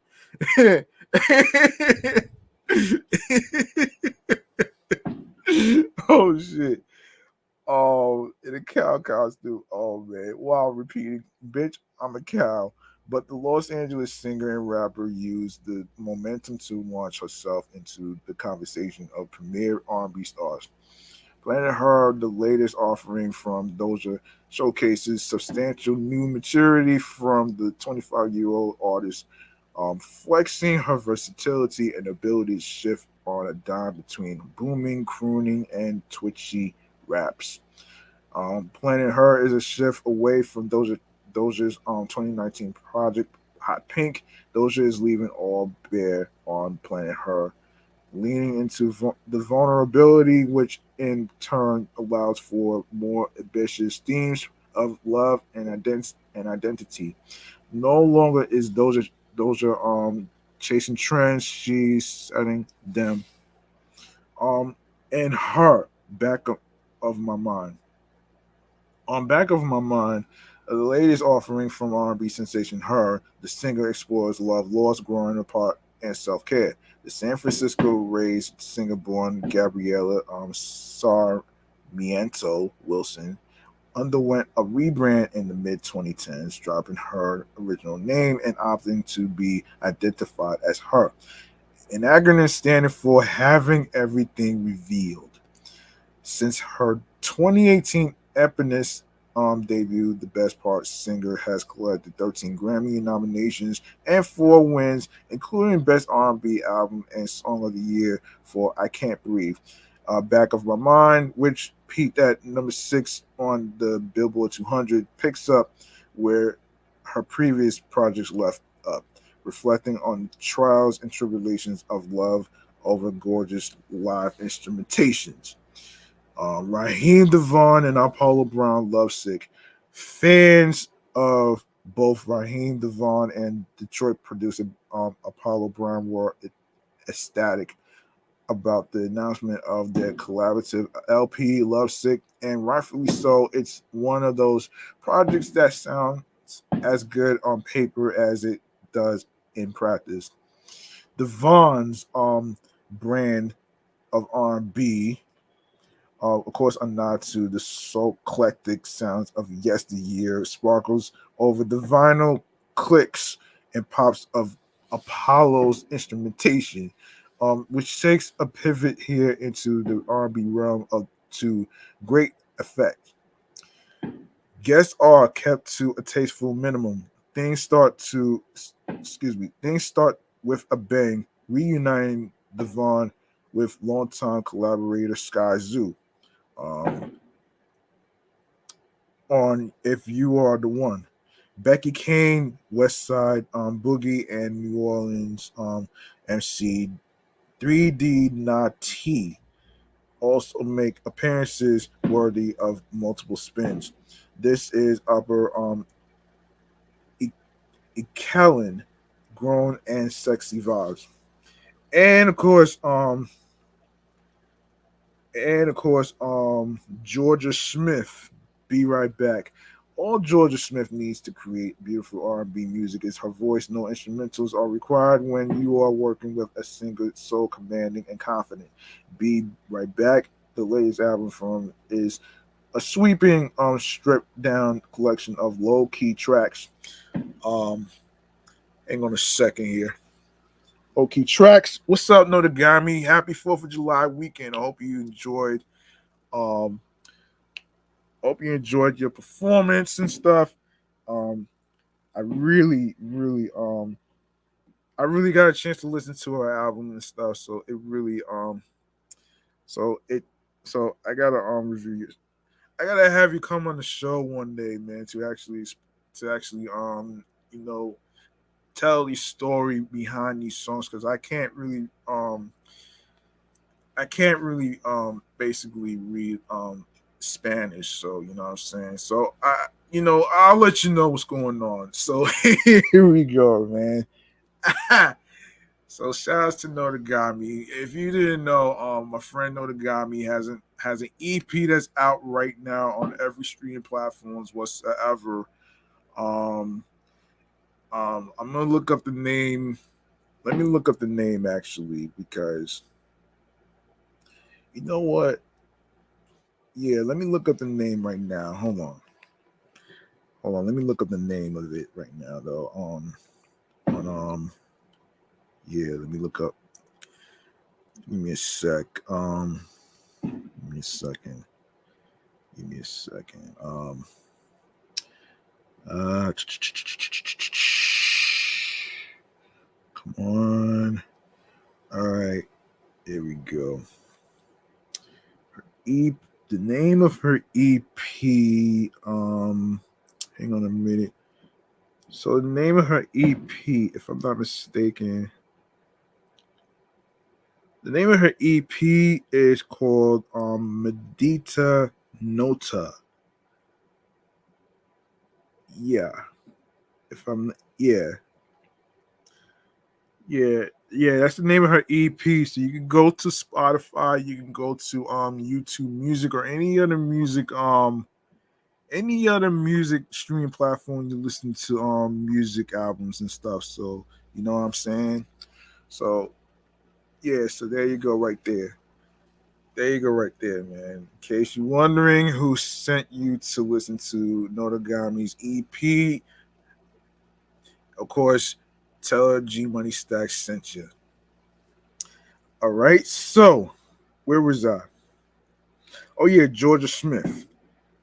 Georgia Smith. All right. Okay. We got an album. We were right back album, the latest album from a sweeping, stripped down collection of low key tracks. Okay, cool. Smith hasn't looked back since she was catapulted into the spotlight in 2016 following praise from Drake. The British singer-songwriter hadn't released a full-length project since 2018's exceptional Love, no, excuse me, Lost and Found.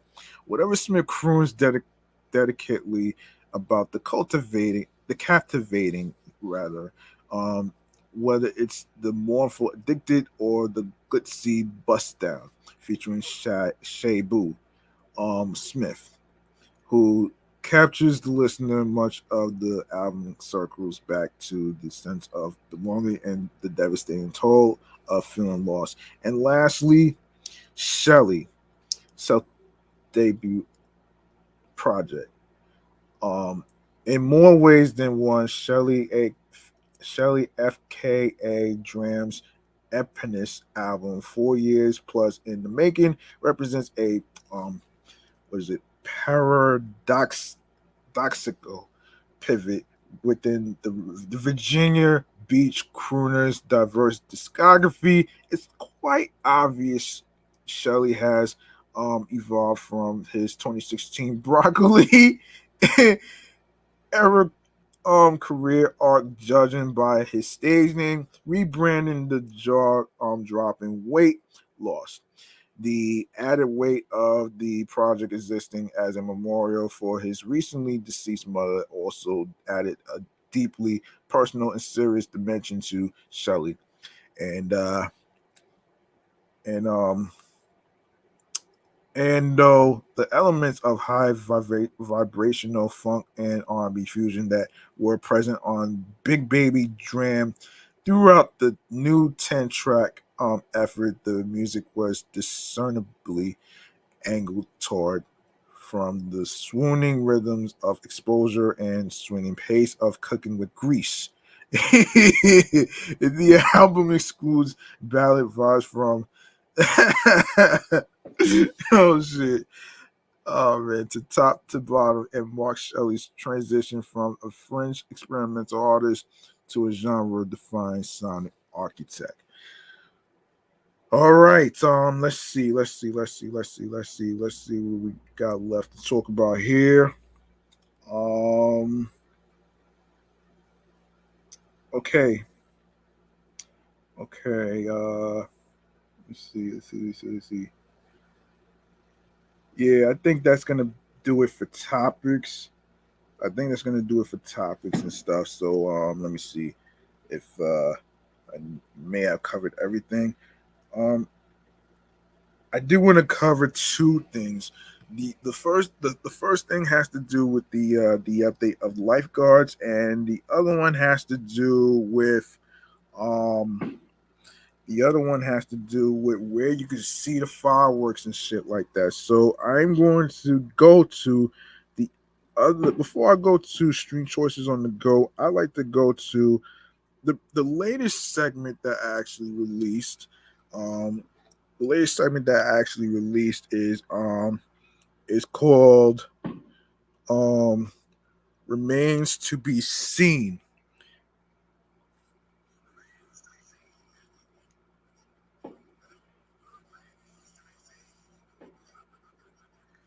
All right. All right. So we got some updates to talk about in regards to lifeguards and places to see the fireworks. Okay.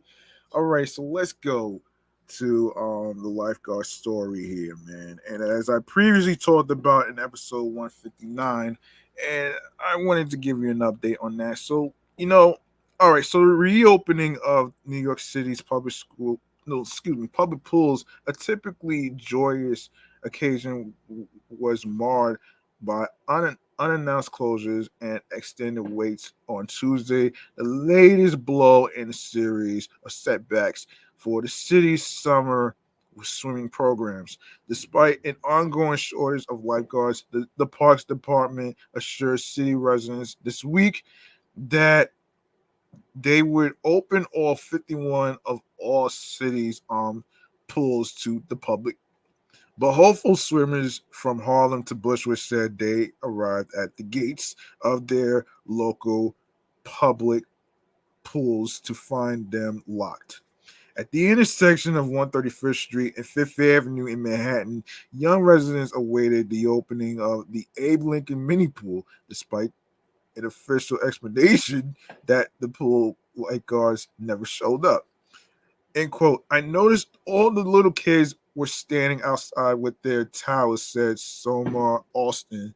Um, yeah, Austin.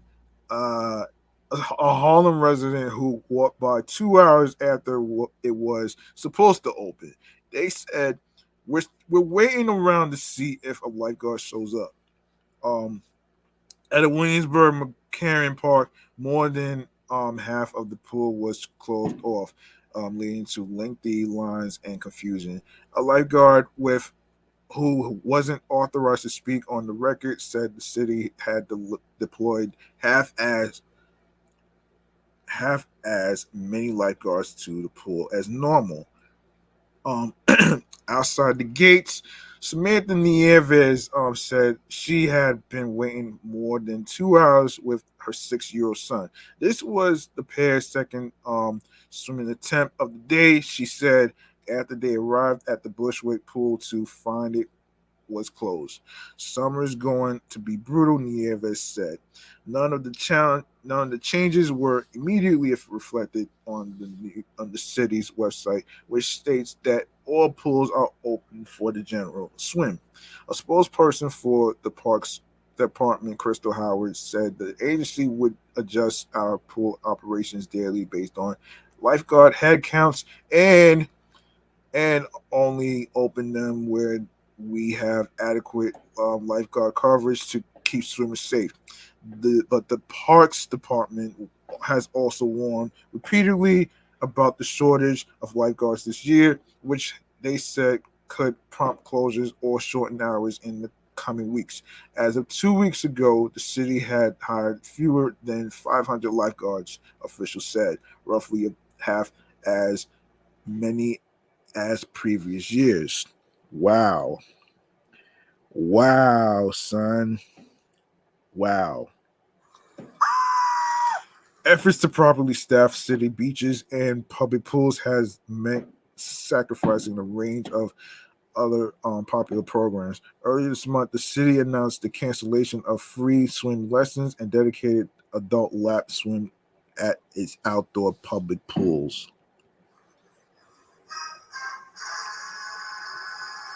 Beginning this week, the Parks Department has also slashed swimming hours at its recreation centers, city-run facilities, that offers a range of fitness activities in exchange for a low-cost membership, according to multiple people a Gothamist spoke to Tuesday.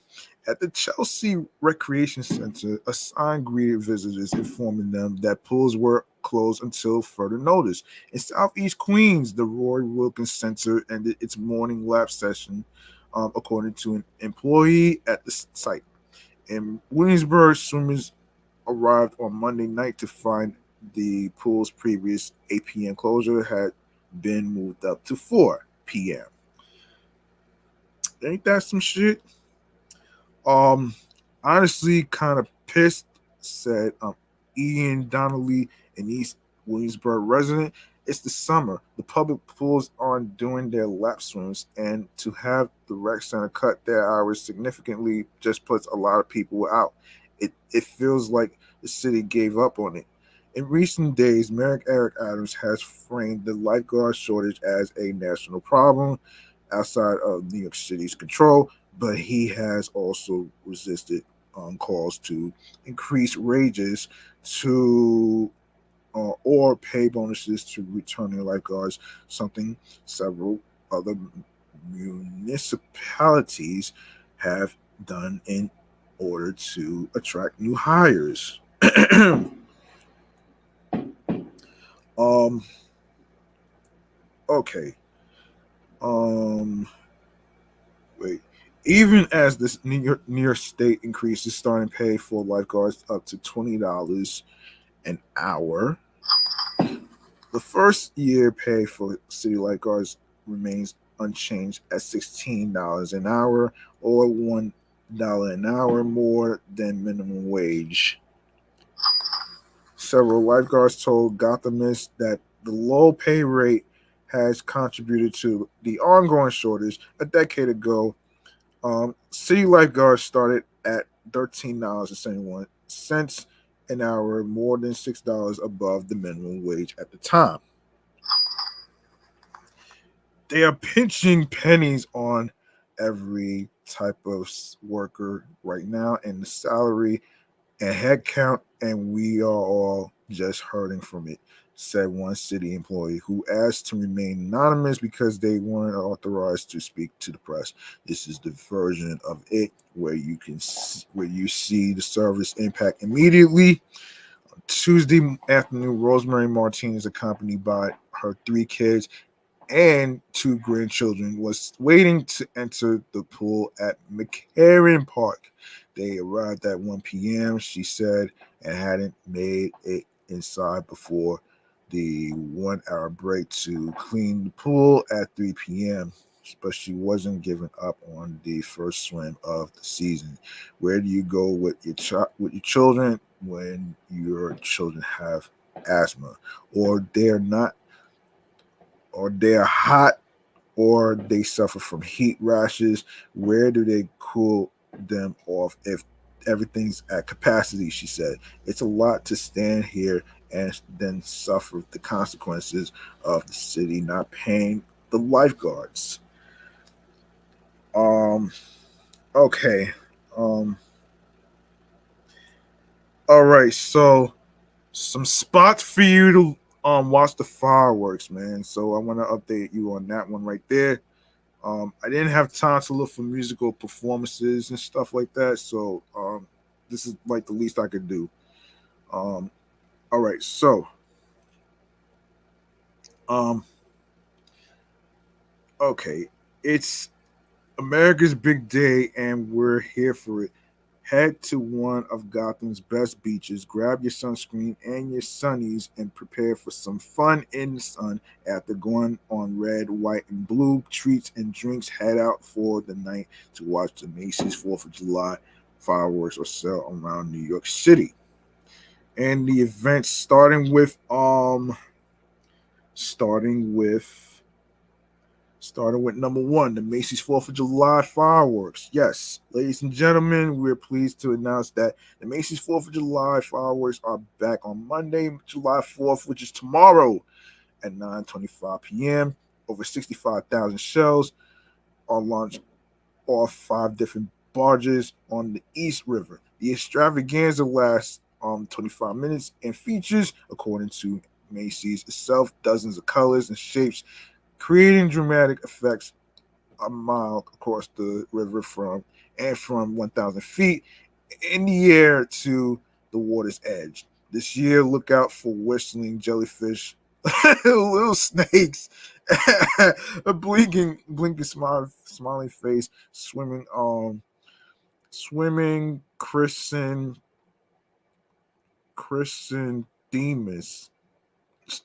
chrysanthemums, and more shapes. Okay, let's get into the details on this stuff right here. Let's get into the details and stuff, man. So yes, so yes, so in case you're wondering where the Macy's, in case you're wondering, where it's going to take place, who's going to be performing. So let's start with who will be performing at the Macy's 4th of July fireworks. Expect to hear Star Spangled Banner from the United States Army Field Band and Soldiers Chorus, the Young People's Chorus of New York City, and Community Baptist Church of Englewood choirs will sing during the fireworks show. Reach out and touch somebody's hand will be performed by the Young People's Chorus of New York City. To hear it, tune into 1010 Wins as the fireworks begin. Celebrity performances for live TV coverages on Peacock, including Brett Eldridge, Carly Pierce, Pitbull, and the cast of Freestyle Love Supreme and Moulin Rouge. It begins at 8 p.m. Now, where are the Macy's 4th of July fireworks? It'll be launched in the East River, centered around Midtown Manhattan. What are the best places to watch the fireworks? Macy's 4th of July fireworks, of course. You have the FDR Drive in Manhattan at East 42nd Street, East 34th Street, and East 23rd Street. Transmitter Park, Bushwick Inlet Park, and Marsha P. Johnson State Park in Brooklyn. Gantry Plaza State Park in Long Island City, Queens, New York. Avoid areas such as Brooklyn Bridge Park, Brooklyn Heights, Promenade, Brooklyn Grand Ferry Park, Domino Park, Queens Hunters Point, South Park, and Roosevelt Island. All right. So there's more. So number 2, the Seaport Beach Fest. Of course, you can head out for a weekend. Of course, already started from July 1st to Monday, July 4th, which is tomorrow. You still have time to go there as well. So head out for a weekend of music and celebrations from Fulton Street to Pier 17 in the Seaport. The neighborhood will be hosting festivities from live music performances to pop-up bars and food trucks and a larger-than-life sand beach. The 120 square foot beach between Piers 16 and 17 will offer lounge chairs, umbrellas, and sand toys, as well as rotating food trucks from some of New York's hottest establishments and pop-up bars and festive libations. Of course, bars are open on Saturday and Sunday. There will also be a beachside main stage with performances all weekend long from local up and coming talent, New York City's best buskers, and a series of tribute bands singing summer beach tunes, including Walshy, Fire of Major Lazer. Of course, obviously, obviously it restarted today, July 3rd at 7 p.m. It restarted. Sorry about that. And Eli Escobar restarted his on Friday, as well as Jimmy Kenny and the Pirate Beach Sam Sarah Otaneda and Les Summer in NYC basketball. What the hell is basketball, man? Oh shit. On Fulton Street, you'll be able to enjoy the neighborhood's newest concept bar, Maki Tiki, where there will be live music throughout the weekend, bar snacks, and tropical style cocktails. The Seaport will also debut a sculpture from uh, world-renowned sand sculptor John Gowdy, a retired New Jersey firefighter who was sculpting who've been sculpting from sand for more than 30 years. Visitors can watch Gowdy create the sculpture live on Fulton and South Streets starting Wednesday, June 29th. Already started already. The sculpture will be up through July 4th. Manhattan by Sale. Seaport's newest edition will be offering a family friendly 45-minute sail along the East River on Saturday. Well, it already started already, so it already started already. So July 2nd, it already started already. So tickets are $5 per person, and all ages are welcome. All public events will be free to attend. um, yeah, and you can go to their website, theseaport.nyc, and yes, the price is free. All right, number 3, the hot dog eating contest obviously has been going down. Hold on to your guts. Nathan's Hot Dog Eating Contest 2022 is upon us. During the competition, which is now more than 100 years old, Frankfurter eating legends race the clock and chow down on many Nathan's famous hot dogs and buns they can swallow in 10 minutes. It's certainly one of the most beloved traditions and best NYC, New York City to be exact, events in July. So here's everything you need to know about everything about watching and entering the competition you won't miss. So I got you with the info right here. So here we go. Um, here we're single bite. Yes, yes, yes. Of course, the eating contest. Of course, you might question the amount of athleticism needed to swallow a bunch of wieners, but Nathan's hot dog eating contest is one of the most unique sporting competitions in the world. You can even watch the race live on ESPN. Folks will gather to watch the top female and male eaters try to swallow as many franks as possible within 10 minutes. Hang on a second. Oh shit. Okay, let me just run down the list of stuff, man. You know what I'm saying? Let me just run down. Let me just run down everything. All right, so let me just run down the list of stuff. I'm not gonna have time. I'm not gonna be able to. You can look this up for yourself at timeout.com. All right. I'm sorry, I'm not gonna be able to get to all of the info for you folks out there, but you can look this up at timeout.com/New York/things to do best for 4th of July events. So there you go, right there. So I'm gonna just run down the whole thing. So number 4, the day party at the Coney Island Art Walls. Of course, it's located at 3050 Stillwell Avenue. Number 5, restaurant specials, the Dutch, 131 Sullivan Street, and of course, Laurelly Beer Gardens, Margarita Beach Club, 7 Rivington Street, and number 6, Coney Island 4th of July fireworks. Of course, you can actually go by. Of course, obviously, there's the Alliance head down to Coney Island Beach on Fridays between now and August 25th to catch a spectacular fireworks display. The Alliance for Coney Island presents its Friday night fireworks each week to light up the sky. The best seat in the house is on a ride at Luna Park on or the Dino's Wonder Wheel. The free show begins at 9:45 p.m. Number 7, the Edge 4th of July celebration.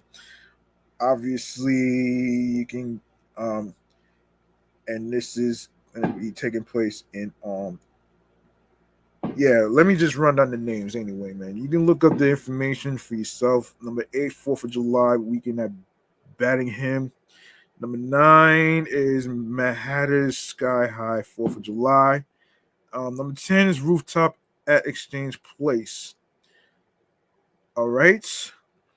Now I want to cover. I want to get to the mustard ice cream shit before I wrap up here. I didn't get a chance to get to that, so I'm gonna get to that right now, man. This is quite interesting, man. So yeah. So listen. Um. Okay. Where anyway. Where is this shit, man? Okay. So all right. So I didn't want to forget this. So this is crazy idea of being mixed with ice cream, which I don't understand why. So this article is going to actually be the icing on the cake on how to end the damn show right here. Leeuwin ice cream, while a personal favorite of mine, has released some questionable flavors in the last few years. And while I'll reserve my judgments on the Kraft macaroni and cheese ice cream or that piece of flavor, I've got related news. The NYC and LA based shops are dropping a new and inevitably controversial collaboration at Walmart stores nationwide this time. This time the flavor is Grey Poupon.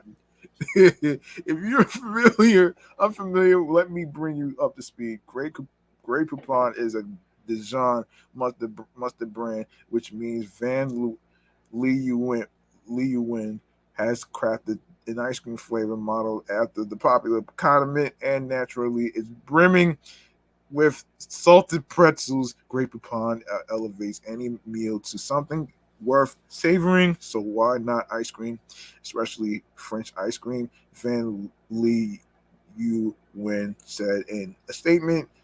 The result is an unexpected yet delightful blend of sweet ice cream, honey Dijon swirl,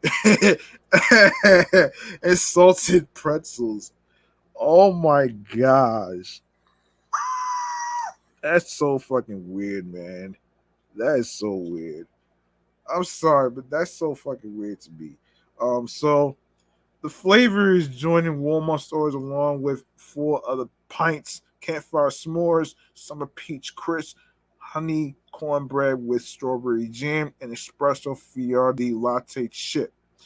Walmart is a great partner, and we are thrilled they have welcomed us back to launch 5 summer-themed flavors nationwide. Co-founder and CEO of Van Leeuwen Ice Cream, Ben Van Leeuwen, said in the statement, in quote, the Van Leeuwen team couldn't be more excited to give Walmart shoppers the opportunity to try out what are the what are the sure to be the next internet breaking ice cream flavors of the summer, including our latest collaboration of Grey Poupon. Okay, I previously talked about this vanilla this macaroni and cheese ice cream and an ice cream cone in episode 51. But this is what this reminds me of, man. Like, this is the most ridiculous shit that I ever heard in my life, man. I'm sorry. Why in the hell would you mix mustard with ice cream? That's the part I'm not understanding right here, man. This is the craziest, funniest, laughable invention that I ever heard in my life, man. I'm sorry. Okay.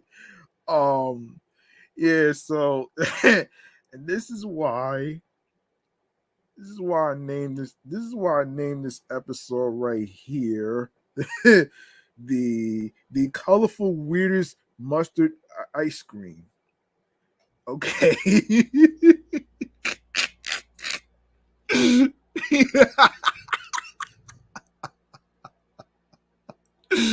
Okay. I'm wrapping this show up, man. That's the way to end the damn show for the 4th of July weekend right here, man. And I hope you enjoyed episode 162, of course. I had to save this topic for last for some laughs though, man, because we all need laughter in the whole world, you know what I'm saying? I mean, with all this cancel culture shit going on, you don't need that shit, man, in your life, man. Believe that. You don't need that shit, man. And of course, by the way, um, you like what you. By the way, let's go to our last segment right here. Uh, if I could get to it, right here. It is called Stream Choices on the Go. Let's fucking do this, man. You like what you heard in today's episode or whatever, and you like to show support, make sure you show some love by following Off the Meat Rack Chainz New York podcast on Facebook and Instagram, alongside with my other shows, which is Excellent Fun Vibrant Podcast. I just did episode 30 already. You can check that out. And I just did the last episode 69. You can check that out as well on Meticulous Vibe Juice Podcast. You can also follow that as well. And of course, you can also follow me on the gram, which is G Money Stacks 555 in Queens, New York. Make sure you turn on your notifications and make sure you actually stay tuned for updates and of course episode droppings and stuff like that. And Mondays and Wednesdays and Fridays, you're gonna get the episodes on every streaming platforms on the go right here. So there you go, right there. You can leave a voice message on questions and thoughts of the topics. And like I said before, I left a question for you folks out there that's following the podcast page on Instagram. It's about the things that make you vulnerable and what are your coping mechanisms conquer conquer these things. You know what I'm saying? So I want to hear from you. So make sure you comment, make sure you drop your thoughts, full sentences, all that good stuff right there, man. And listen, man, you can also listen to the episodes right here of the New York podcast of Anchor, Audacity, Audible, Audioburst, Amazon Music, Breaker, Castbox FM, Deezer, Listen Notes, Moon FM Podcast, Player FM, Pocket Cast, Podbay, Podfriend, Podopolo, Podorama, Podcast Index, Podcast Addict, Podchaser, Podverse, Reason FM, Spotify, Stitcher, TuneIn Radio, Google Podcasts, and you can also do your part by showing your love um by giving the podcast 5 stars on Podchaser, Podfriend, and of course Spotify. And you can also listen to Off the Meat Rat Chainz New York podcast on Radio Public alongside with iHeartRadio, the #1 app for music, radio, and podcast. Make sure you follow my other shows that's also on iHeartRadio, which is Excellent Fun Vibrant Podcast, the Sports Edition show, and of course, Meticulous Vibe Juice Podcast review show that's also on there as well. And lastly, but not least, the YouTube. What are you waiting for? Grab that. Make sure you grab that subscribe button. Tap that noti bell so you can be reminded when the show goes in the air via live stream in terms of times of when the live stream is going to start. And of course, leave a like in the comments along with the episodes and topics that's being discussed. More video content, upcoming episodes. Share the episodes, share the videos, tell a friend to another friend, spread the word. And download these episodes. It's very important. Download these episodes, man. You know what I'm saying? And of course, don't forget to share the podcast along with your wives, your husbands, your boyfriends, your girlfriends, your friends, and the people that you're cool with,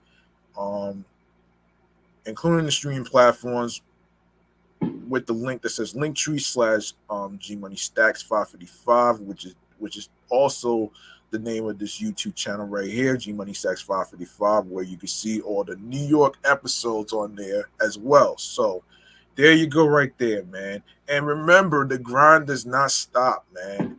Hard work pays off, and you can make sure you trust the process and what you love to do as far as podcasting, and be confident in yourself and in your voice behind the microphone, and as you recording episodes of your podcast, whether you're doing music and all that other great stuff whatsoever. So there you go, right there.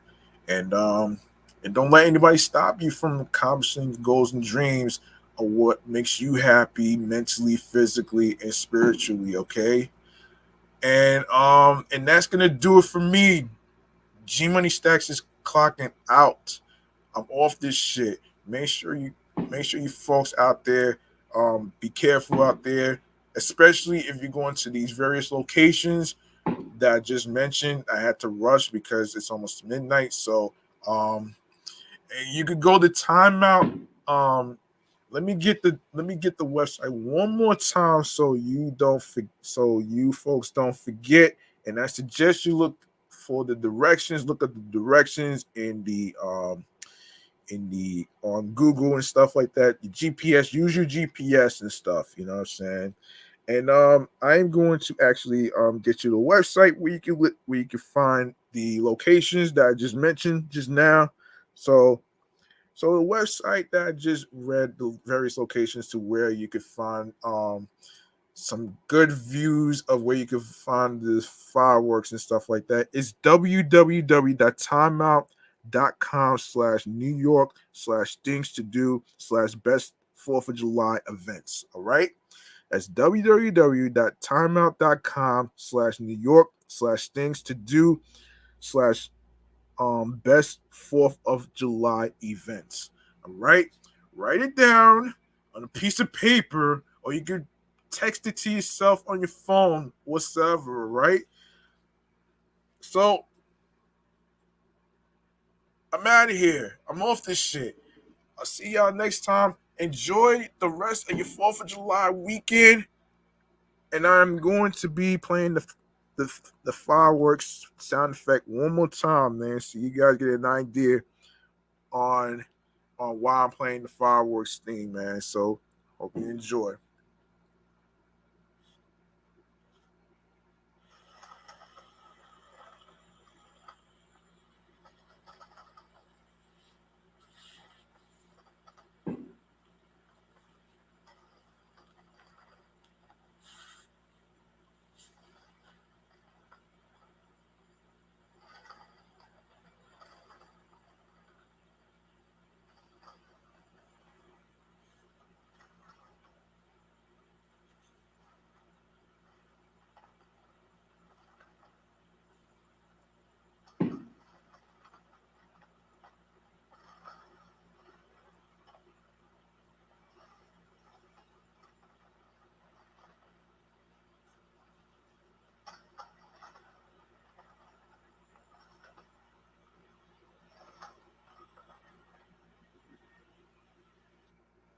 All right. I'm gonna go out with a bang like this, man.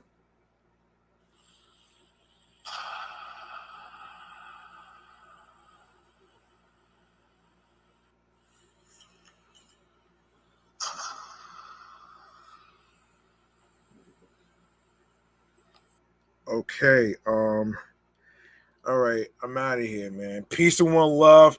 Have yourselves an enjoyable 4th of July weekend, including tomorrow. Happy 4th of July to everybody, including the USA, including California, and all the other states, including the 5 boroughs of New York, Jersey, Connecticut, the tri-state area, Long Island, aka Strong Island, and all the other states internationally, and of course, I didn't forget you, Canada, so don't you worry about that, man. So I hope everybody enjoys their 4th of July and be safe out there, man. You know what I'm saying? And I hope you guys have fun out there. I'll see you in the next episode. Peace and one love. Enjoy the rest of the 4th of July festivities, events, and parties and dinners and stuff like that. So peace and one love, and have yourselves a good night. Enjoy your 4th of July weekend and have a blast. Good night, folks.